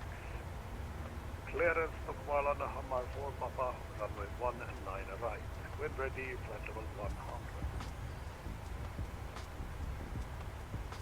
Clear Hamar 4 Papa, arrival for runway 19 right. Wind ready, descend flight level 100, Scala 2016.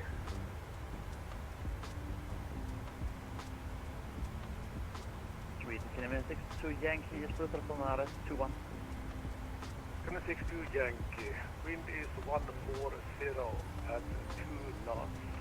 You are cleared to land. Just land on runway 21, 62 Yankee.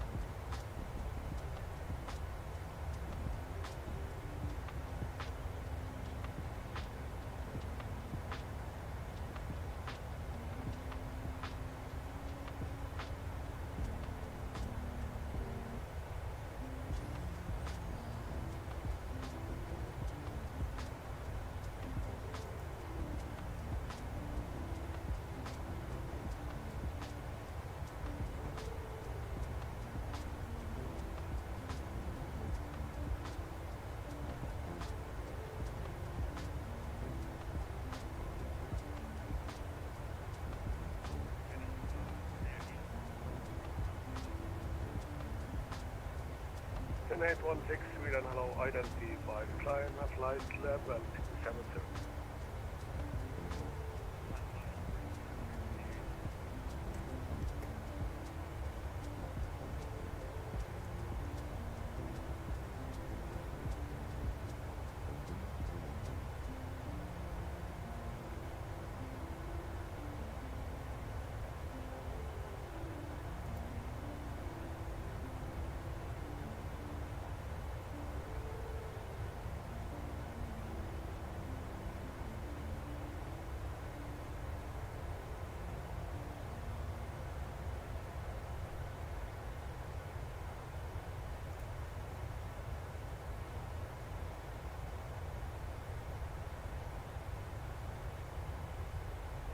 Nordic 31904 clearance is Niluk to Papa 19 right. When ready, descend level 110. Clear Niluk to Papa runway 19 right and when ready, descend level 110 for Nordic 31904. Können wir uns mal bei Daniel reinschauen? Ich habe gerade gesehen, der ist auch unterwegs.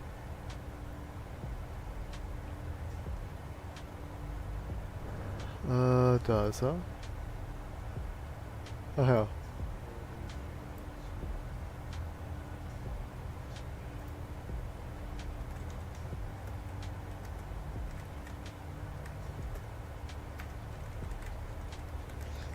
Deze is die daar ook weg. Hello, Scandinavian 223. Golf X Lima Echo Kilo, 19 November. Was hat er gesehen? Ja, dan kan ik naar mijn Clearance Sealand 5 Papa arrival runway 19 right. Descend flight level 120. Sealand 5 Papa arrival for runway 1 right. Nila's 723 verify descend flight level 127. Niets wist. Filipijn. Also 120 Scandinavia 73. Heute mit De-Icing Action. Ja genau, aber halt, ich hab aber halt am Holding Point. Ich hab vergessen, dass wir De-Icing machen. Am Holding Point. Ja, nichts mehr. Lieber später als nie. Ja, nichts geht's.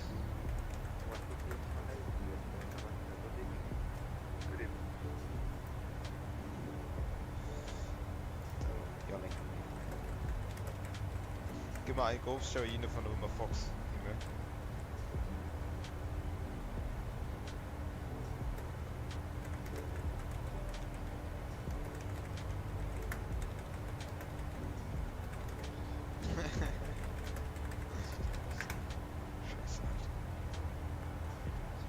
Das ist sogar relativ viel.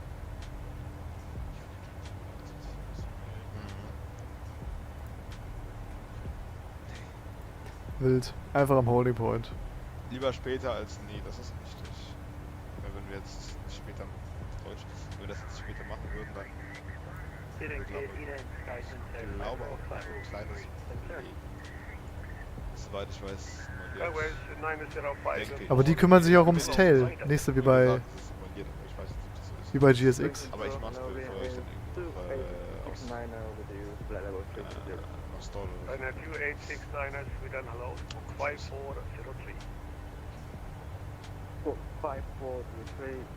Er will versuchen, nicht irgendein Wort verzeihen. Hat zwei Witze. Taxi via backtrack and Alpha stand 2. Richtig in the late 24 hours behind schedule. The Bravo, Provision 6, Yankee from with that available given to Yankee. That is approved. Break, Finna 816, contact Ja, control 1200. 321 für MSFS wäre jetzt auch mal ganz geil, ne? Ja, wirklich, ich freue mich auf die Weihnachtszeit. Gut 2 Wochen haben wir jetzt noch. Ich warte mal so 31, ich glaube. Jumper 09 to good 12 identified, climb level 230.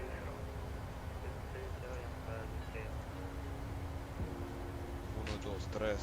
Sweden control, 12 can 722 is flight level 380 inbound Visbar. 722 still outside, way outside my airspace. No, Roger that, collider Ryanair 2896 and 9 Sweden hello. Ich glaube, die machen auch länger als GSX. Die stehen länger. Ich weiß nicht, wie heißt denn das? Dieses Aber du musst Ground Services Stuff.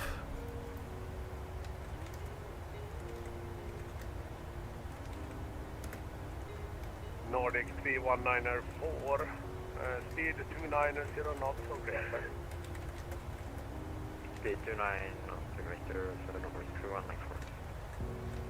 Akula 26, speed 290 knots, or less.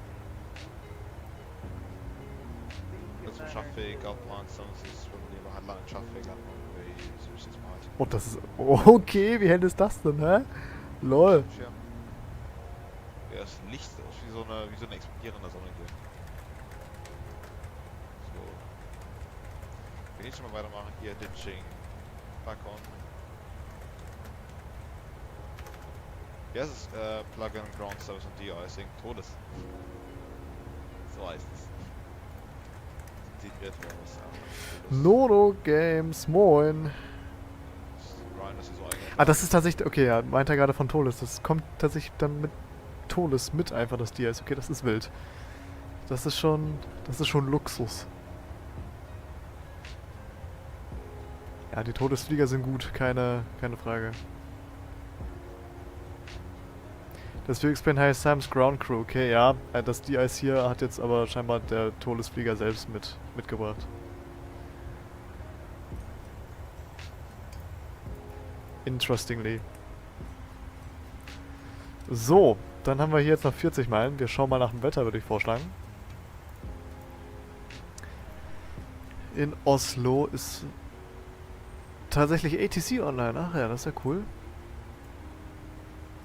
Ja, guck mal hier. Jetzt haben wir volle Hütte hier. Polaris, Delivery Ground Tower Approach, wunderbar. Würde ich vorschlagen. Holen wir mal ATIS. 126, 125. Station calling. Det var bara att säga till gänget att ha god kväll för du. Och tack så jättemycket för att du är in. Okay.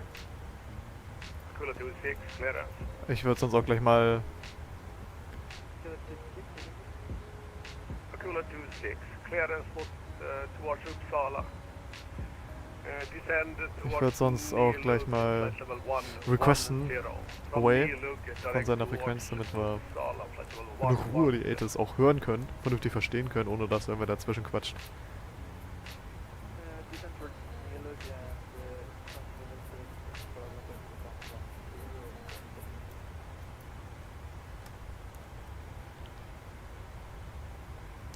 And Sweden Nordic 11901.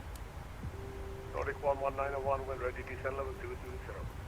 When ready, descend 220 and we'll request just a minute away from your frequency to get the latest weather for Oslo. Go ahead. Red Nose 2614, are you with me? Roger. Dann machen wir das. 126, 125. Red Nose 2614. Red Nose 2614, clearance Sealand 5. Approach runway 01 right. Departure runway 01 left in use. Okay, 01 right. Transition level 80. For clearance and startup, contact delivery 121.680. Meta report. Wind 060 degrees 6 knots. Visibility 10 kilometers or more. Clouds scattered at 1,600 feet. Broken at 2,600 feet. Temperature -8. Dew point -9. QNH 1023. NORDIC. Acknowledge information Charlie on first contact. Information Charlie, 01 right. Oslo Garderman information Charlie. Con 1920 Zulu. Expect ILS or RNP approach runway 01 right. Departure runway 01 left in use. Gut. Transition level 80. For clearance and startup. Also, ja, 01 right, transition level 80, the wind 0606 knots. QNH 1023 is set on the FMC and on the PFD. Forecast ist drin, ILS 01 right ist hier auch schon drin. Jetzt müssen wir uns nur noch mal nach einer entsprechenden Arrival möglicherweise umschauen. Arrival for runway 16. When ready, descend flight level 100. Wir kommen rein über Eseba, hier ist 01 left noch geplant. Eseba vor Lima ist hier vorgeschlagen.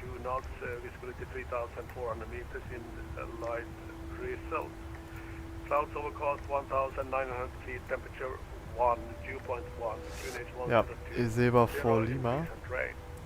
Eseba vor Mike ist für andere Piste. Ja, dann können wir die vor Lima erwarten. Nordic 3194, contact Stockholm approach 126. Sehr cool. When ready, descend 220, 220 ist set. 12655 for Nordic. Und dann wird es dann für uns dann hier gleich über die Eseba Arrival dann vermutlich gehen. Ich suche mal eben Karten raus für den Boden. Airport. Parking Stands. We have information from. Canadian 335, go well. Approach ILS 01 right. Können wir erwarten. Gut. Expecting Eseba for Lima arrival chart 10-2 Delta, effective 3rd of December. For Oslo. 8 haben wir gehört. Information Charlie war es, glaube ich. Airport elevation 681 feet. Das heißt 700 feet. Hectopascals, transition level bei ATC haben wir gehört, ist 80. RNAV 1, surveillance service shall be available. Loss of RNAV capability requires vectoring. Vectoring may be used for sequencing. Descent as cleared by ATC. Eseba, max 250. Idamo, max 250. Golf Mike 403, max 220 at level 100. 411, max 220. 413, max 220. 412, max 220. 454, max 220. auch at flight level 100. Das heißt, wir können hier vermutlich dann den Shortcut erwarten. Hier rum. Und dann, ja, hier right turn Insuf max 220 at 5000 or above. Insuf und danach Nosla.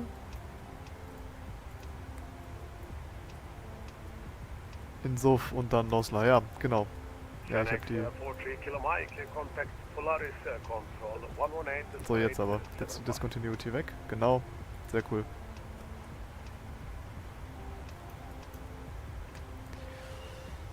Dann können wir das einmal cross-checken.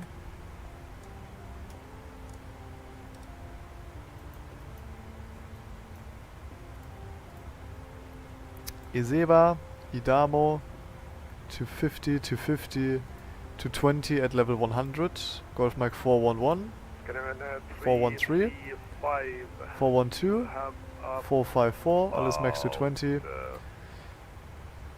flight level 100, Insuf to 25,000 above, ja perfekt.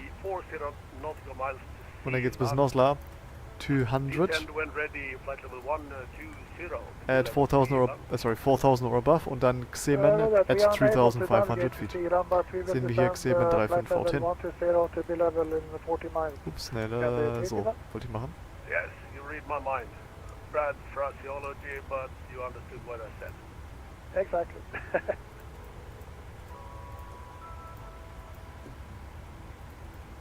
Steht nur drin Max to 50, ne, oder? Ja. Überall nur Max, das heißt, wir können das sonst alles mal umändern.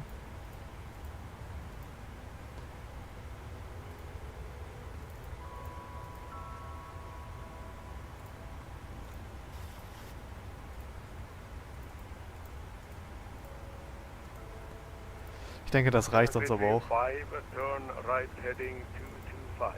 Und 200 or below. Dann ist der Descent initiated, VNAV Path.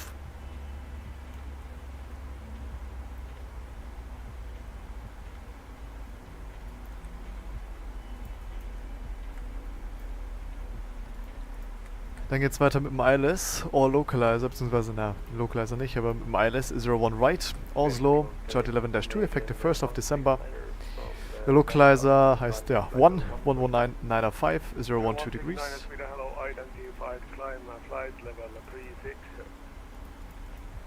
Ah Quatsch, was war das? 111,905.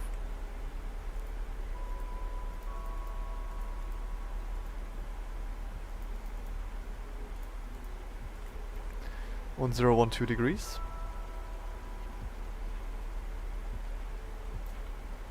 Das war deutlich zu weit. 012 set once.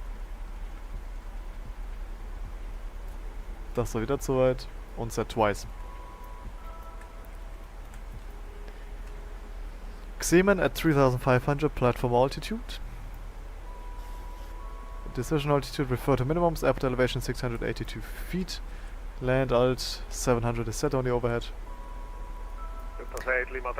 MSA im Westen 3,4, im Norden, Nordwesten 3,9, Nordosten 3,6, Südosten 2,7.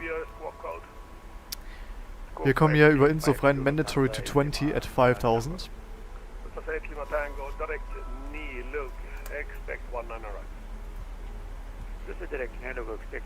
Insuf to 20, mandatory, genau, 5000 or above. Und dann Nosla, max 200, ist drin. Und dann Xemen at 3,5. Und dann 3 degrees glide down to ABC minimums 871 feet. NORDIC 2614, consistent approach 126.655. Nein, das war falsch. 1023 hier. 871. Sweden Control, Brookbell again, Scandinavian 72, and flight 30 inbound. 722, Brookbell, squawk 5375. Is set on both sides. Falls das schief geht, haben wir Missed Approach. On track 012 degrees to 2.5 DME Oscar November Echo. Right turn, proceed on track 048 to 4000 feet, expect vectoring by Oslo approach. DME and view are required. Minimum 160 until 4. RNAV Transitions RNAV 1. Okay, also 160 until 4. Dann können wir uns hier direkt mal einen Fixed-Wing setzen. Runway 01 right. Distance 4 miles und auch die obligatorischen 10 Meilen hier einmal reinsetzen. outside my airspace. Unicorn want to do this for later. Ja, sehr cool. Dann wissen wir Bescheid. 11901, contact Polaris 118, decimal 875. Dann confirm 118875, Nordic 1191. Nordic 11901, affirmative 118, decimal 875. 118875, Nordic 11901. Good night. Good night. Ich war mir jetzt nicht sicher, ob 875 oder 805. Das habe ich nicht ganz verstanden.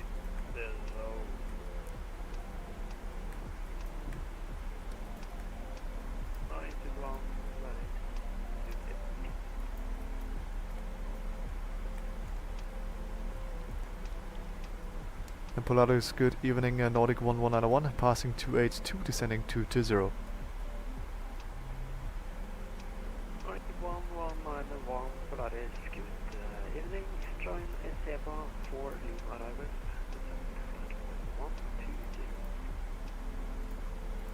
120. SE-RXA 4 Lima, descend 120, Nordic 1191.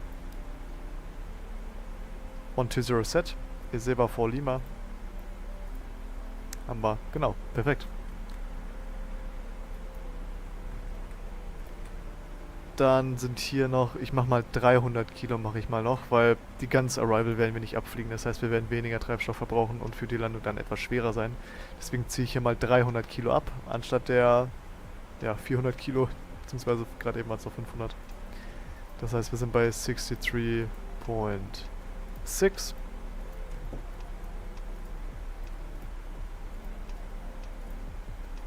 01 right,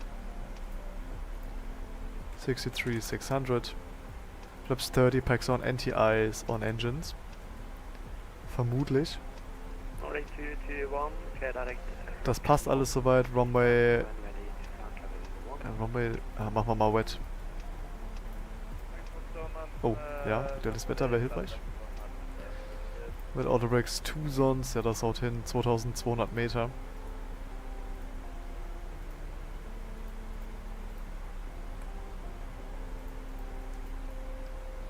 Piste ist 2950 Meter lang, dann können wir über... Ja, oder wir machen Autobrake 3 und dann kommen wir über Bravo 6, kommen wir dann raus, denke ich.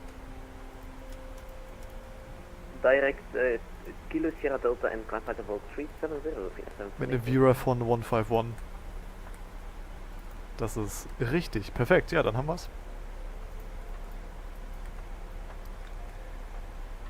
Dann würde ich sagen, Descent Checklist, Pressurization, Landing Altitude 700 feet, Recall, ist checked, Autoreg 3, Landing, ups, was habe ich jetzt gedrückt? Ah ne, so, Autoreg 3, Landing Data, VRAF, Flaps 30146, Barrow Minimums 871 feet und Approach Briefing is completed. Descent Checklist complete.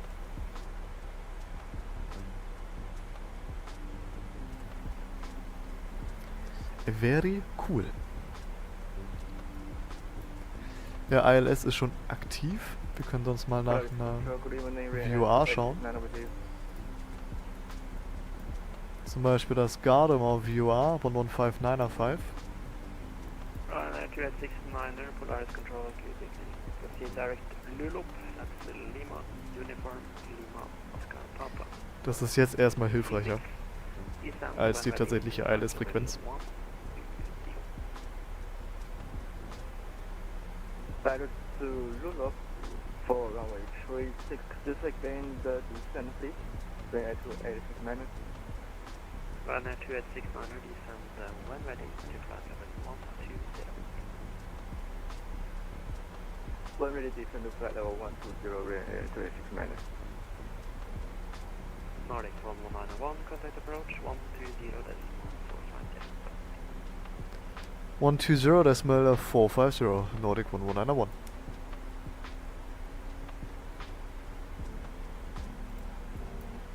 It's right there, Nordic 191.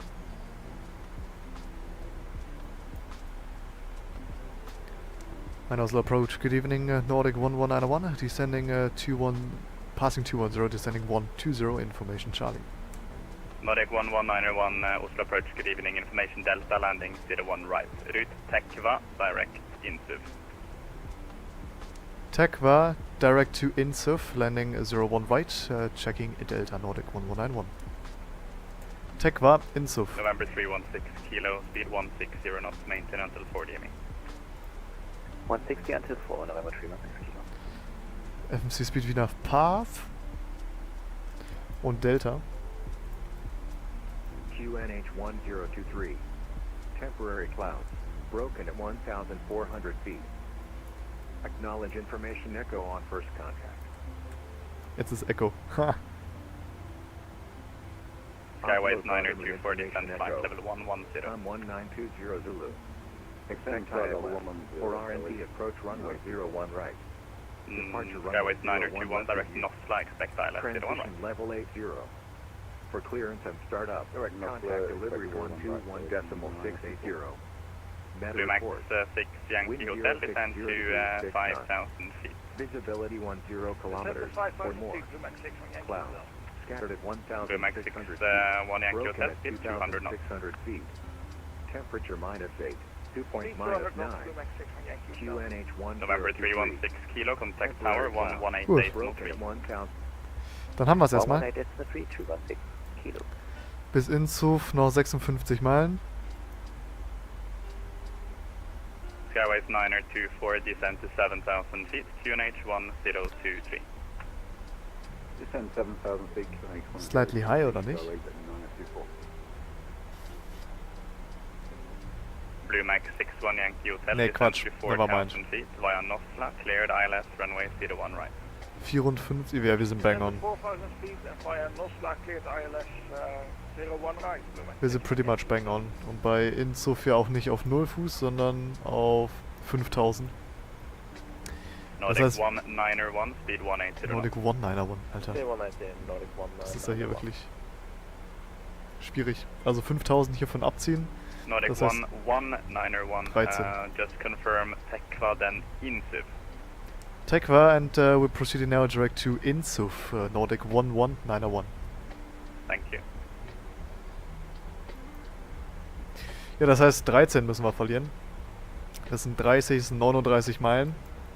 Und wir haben 49, das heißt ja, wir können dann auch noch ordentlich Speed verlieren, also alles gut. Via Nostla, cleared ILS, runway 01 right.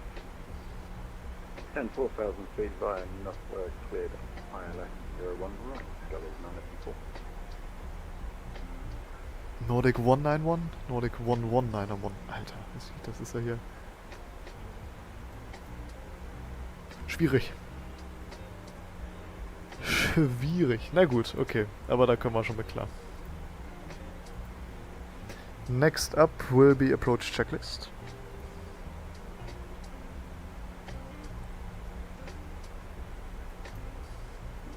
Wir... Nö. Ach ne, warte mal. So. Reference. Gibt keine Reference. Visual approach. Ha. Nordic 191, speed 160 knots to 4 DME. 160 to enter for Nordic 191. Keine MRVA-Chart. Schade. Na gut, dann halt nicht. Für uns geht's jetzt... Nordic 191 established. Nordic Direct nach 191, Insuf. contact tower 118.3. Nordic tower 118.3, Nordic 191. Deal!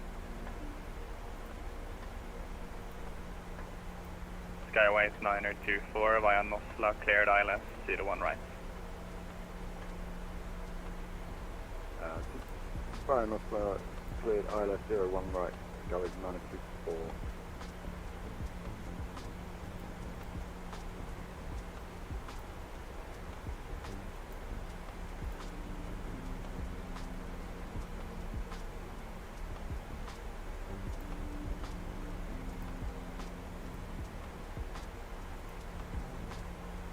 $2,000 feet to level off.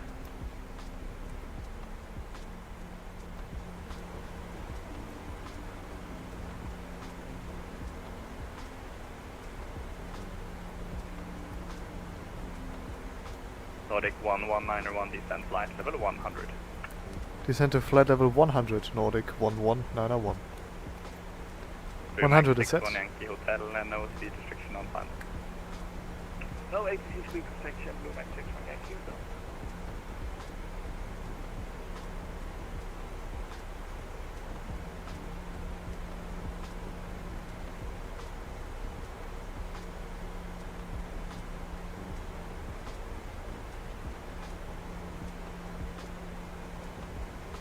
Wind calm tatsächlich gerade.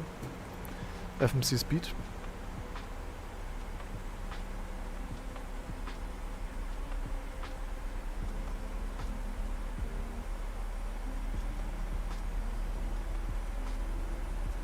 Wie glowt das so hier, oder? Contact Tower 120 decimal 1.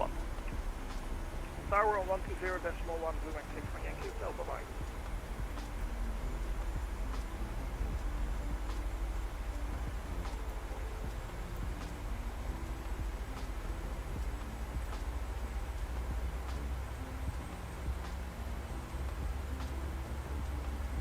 Dann reicht das ja so eigentlich. Weil das glowt ja so hell irgendwie. Keine Ahnung. Ja, so ist besser. So, 33 Meilen bis zur Station. Können wir hier schon mal umswitchen. Retard again.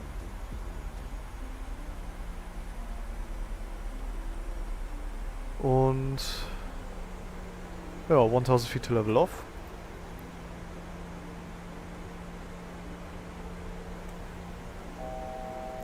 Check. Nordic 11901, descend to 7000 feet, QNH 1023. Descend 7000, QNH 1023, Nordic 11901. 7000 set, transition, QNH 1023. 10,820 feet, yeah. Approach checklist, altimeter is 1023. It's set 3 times, approach checklist complete.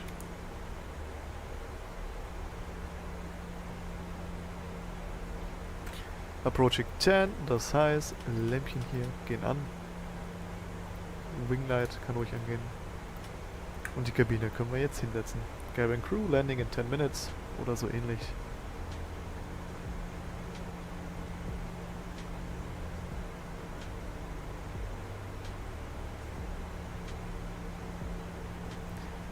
Oscar November Echo is identified on my side, 26 Meilen. First officer side as well.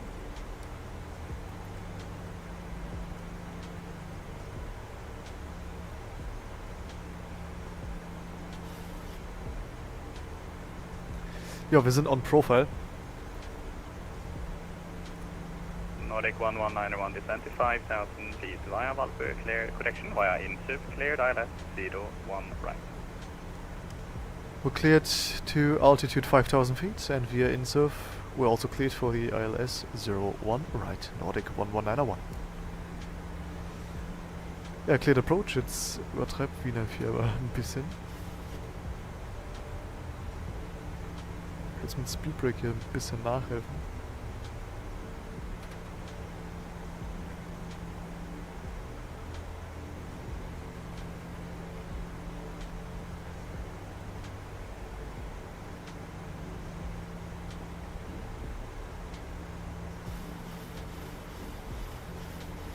Hilfe. Oh mein Gott, danke. Ja, der Platz ist noch nicht in Sicht. Vielleicht da drüben, aber das ist gerade schwer zuzuordnen. Ich würde jetzt mal noch nicht davon ausgehen.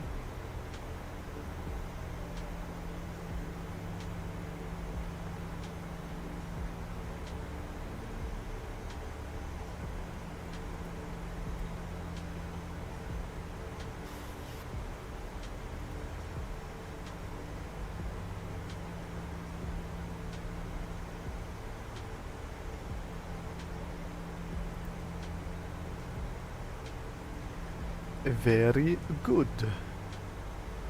Interessanterweise empfange ich hier gerade die Amsterdam Delivery Frequenz. Eigentlich schon sehr interessant.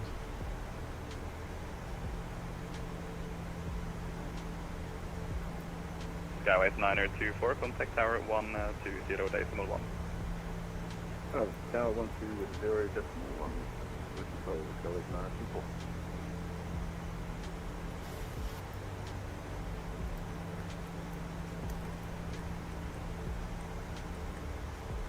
Da ist Traffic. Der ist tatsächlich nicht on Tickers.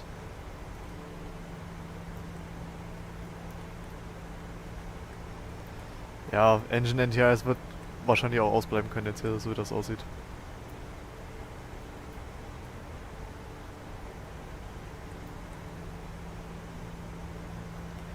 Im Gegensatz zu Real Life kann ich den Lotsen nicht fragen, ob Snow auf der Piste ist.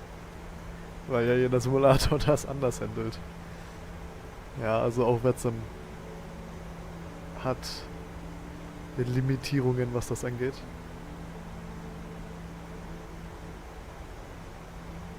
$2,000 feet to level off.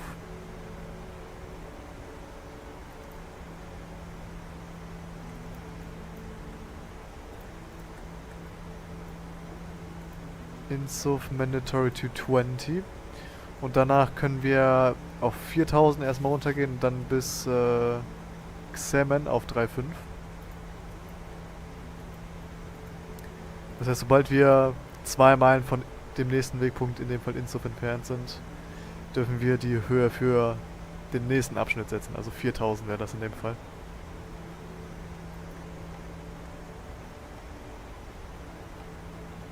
Und dann kommt hier gleich der nächste Diesel Point für die 220. Gross Weight 63.7, 63.6 haben wir gerechnet, das haut wunderbar hin. 4 Meilen von Insuf.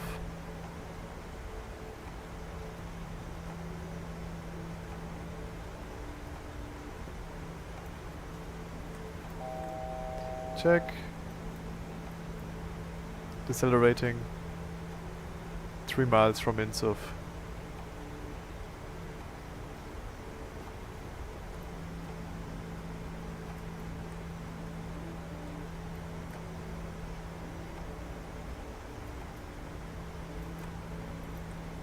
Two miles from Insuf. 4000 is set.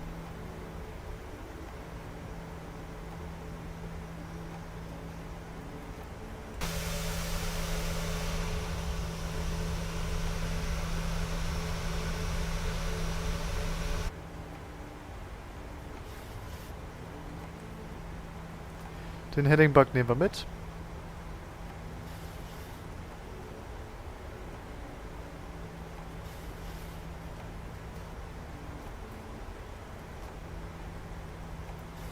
Airport inside.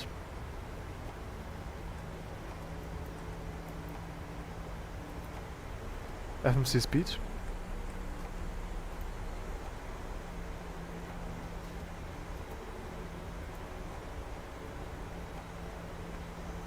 Flaps 1.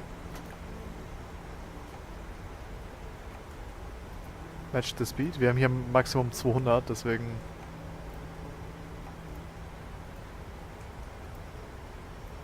habe ich jetzt Klappen gefahren. Dann würde ich sagen Warlock. Und wir sind 2 Meilen von Nosla, das heißt die nächste Höhe 3500 feet ist set. Miss Approach ist 4000. Ja, geradeaus bis 2,5 und dann rechts rum 048. Climbing 4000 feet. Warlock ist Capture.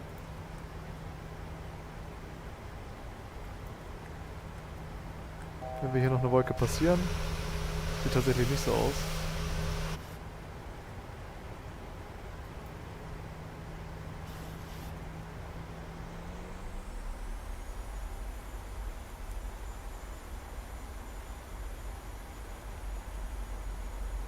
Set runway heading is set. MSCP speed, vertical speed.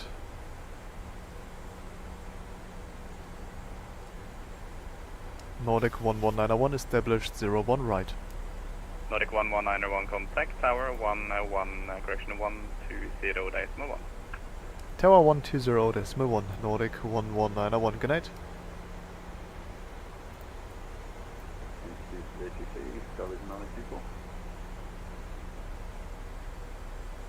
Alte Choir.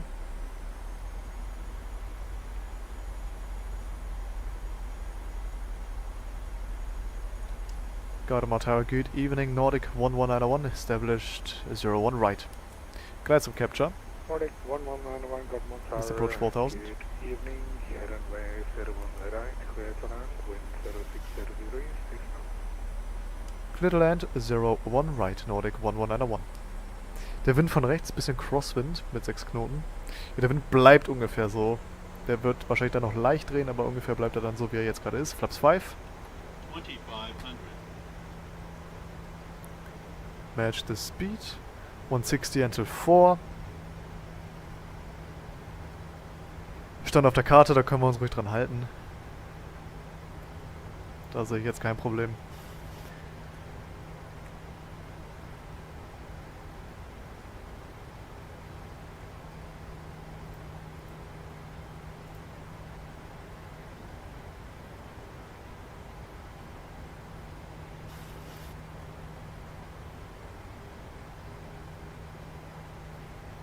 Gear down.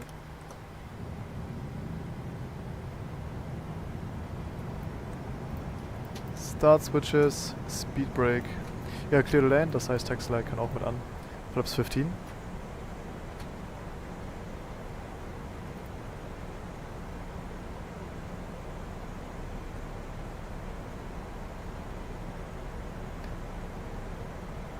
Und Flaps 30, final approach speed.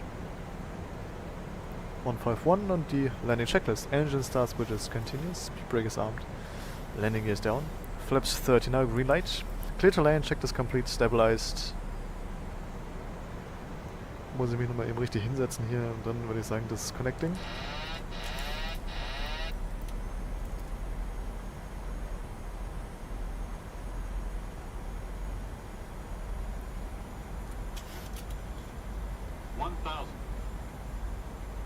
Ja, stabilized. Clear to land.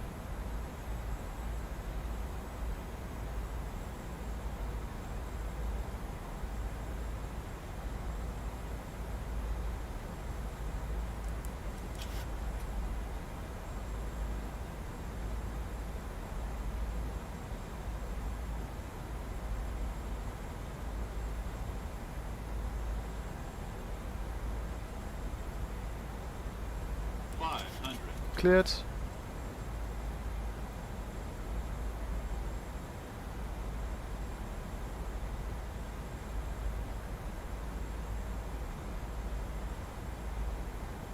Approaching minimums. Runway.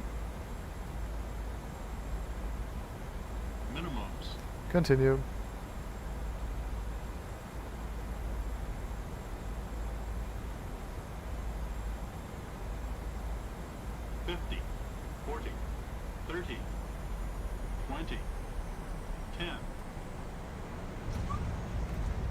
Speed brake up.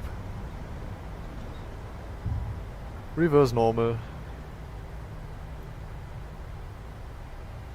Ja, bisschen firm war schon. Aber sicher. Und das ist ja die Hauptsache hier. Auto brakes off. Manual braking. 60 Knots. Und dann geht's hier über, was ist das? Bravo 6 geht's dann hier raus. Für den hatten wir doch auch geplant, oder? War das nicht so? Ne, Airport. Airport.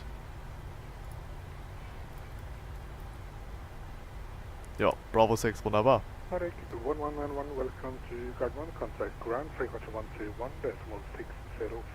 good evening.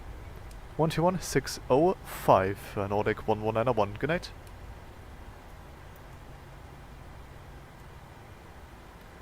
One, 605. Dann können wir hier erstmal aufräumen, bevor wir hier uns melden. Flight Director, Lights, Start Switches, Strobe Light, Wing Light. Propy bleibt noch an, es ist ja kalt draußen.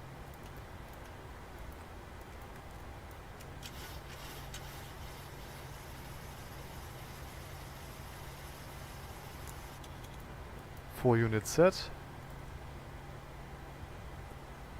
Gardamer ground, good evening. Nordic 11901, vacated Bravo 6.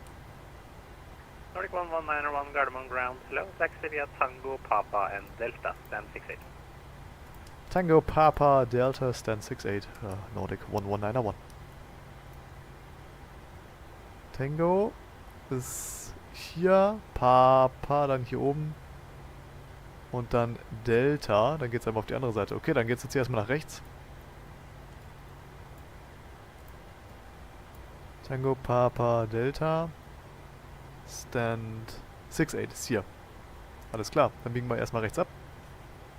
Dann brauchen wir auch noch keine APU und nichts anwerfen, weil wir noch ein bisschen Taxi haben. Ein bisschen Zeit brauchen wir noch bis nach da hinten.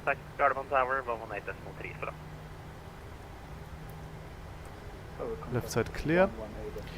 Nice Warman, great approach, thank you very much. Appreciate it.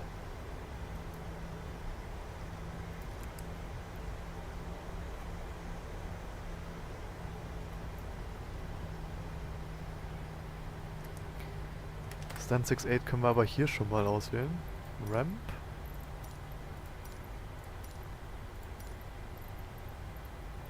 Six 5, nö.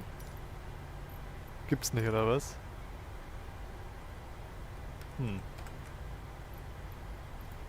Gate. Ach ja, da haben wir's. No. Norwegian Air Shuttle, ja, können wir ruhig machen.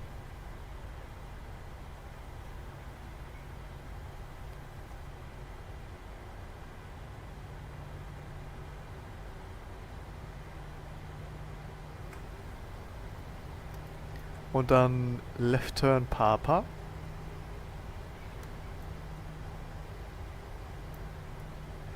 Clear in the left.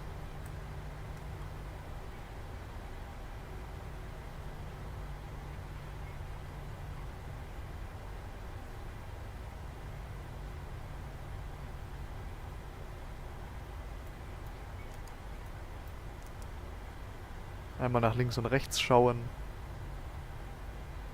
damit auch wirklich keiner kommt.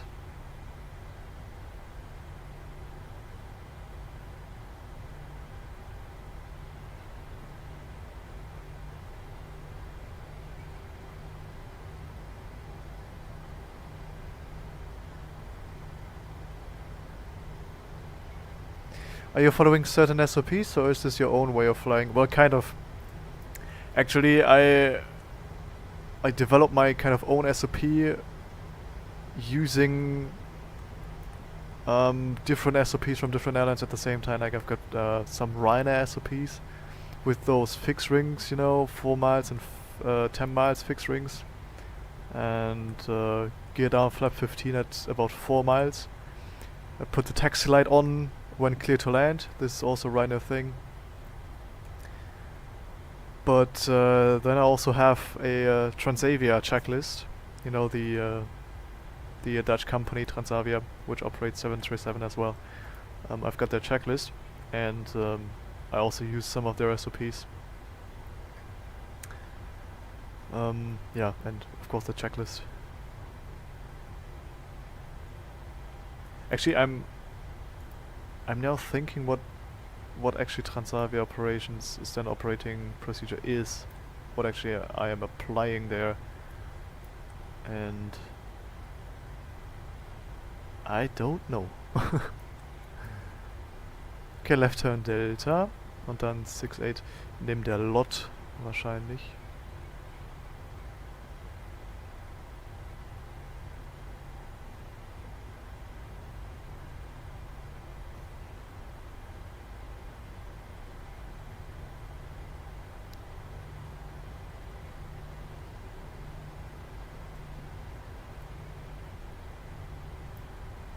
Stand 80.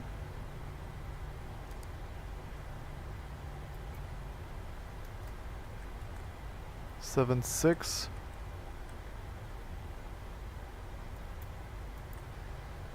There they are. 7-2. Clear on the right. Tax slide off.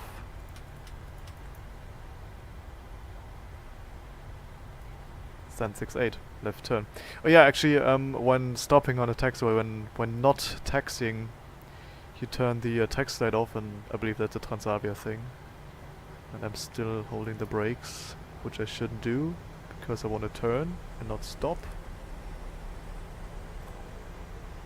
Don't let the engine spool up too far.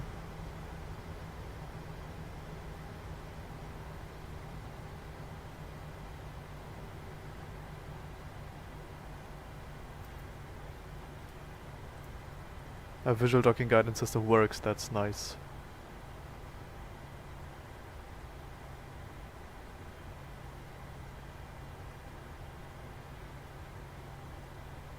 Maybe a tad fast here.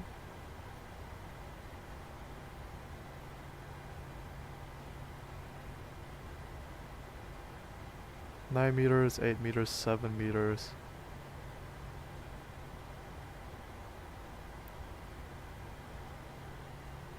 There we go, stop. Ground, good evening, Nordic 2 McGoss. Brake is set. APU is of course not available because I didn't turn it on. Anyways, engine number 2 is off. We don't need the APU here. We can simply connect ground power. Nordic 2 Lima Golf, negative, QNH 1023. Set the shocks. 1023 for Nordic 2 McGoss. External pit power request.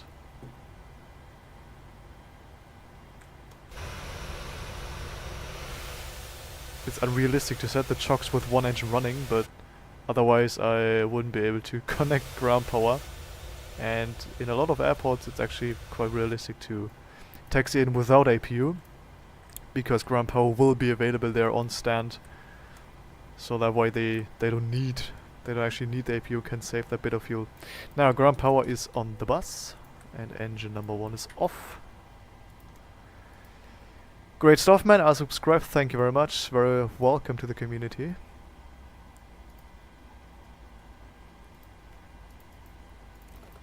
Cancel the master cautions. Fuel pumps off. Seatbelt sign off.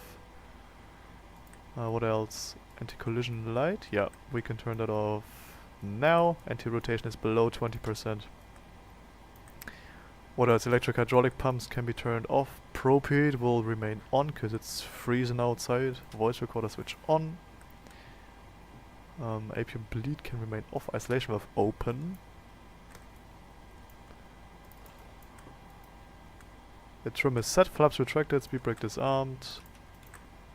Transponder 2000 standby. Like this. It looks good.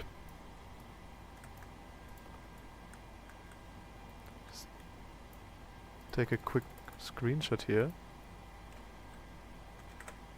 because I think this looks somewhat nice. Okay, then we can request deboarding through GSX.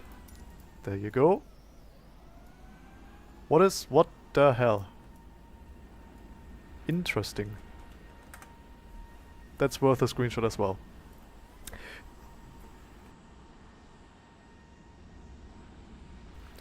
I must admit though, it's great to see that the default jetways actually work on even those freeway sceneries here. This is a freeway scenery, just like the Helsinki scenery as well. Both links can be found down in the description if you like. You can download the sceneries from flightsim.to.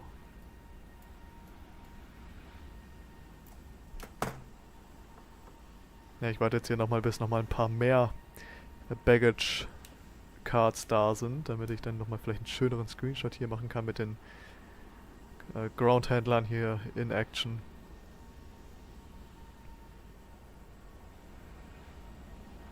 Ja, ne, das war doch wunderbarer Flug. Die Landung vielleicht etwas firm. Let's see.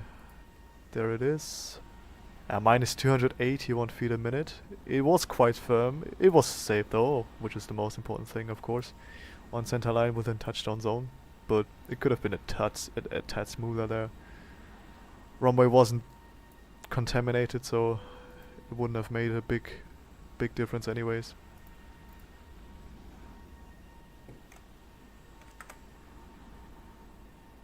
Great. Ja Leute, das war ein wunderbarer Flug. Mir hat Spaß gemacht. Ich hoffe euch auch. Wenn ja, lasst gerne ein Like da, lasst gerne ein Abo da. Ich wünsche euch jetzt noch einen wunderschönen Abend. Und morgen einen wunderbaren Freitag. Und hoffentlich bis zum nächsten Mal. Right, thank you very much for watching. I wish you a pleasant evening. Tomorrow I wish you a nice Friday. The week's almost over, almost done. Evening, Okay, I can November 9th. disconnect from VATSIM. Thank you very much for joining me today, and I hope to see you in the next one. Have a good night.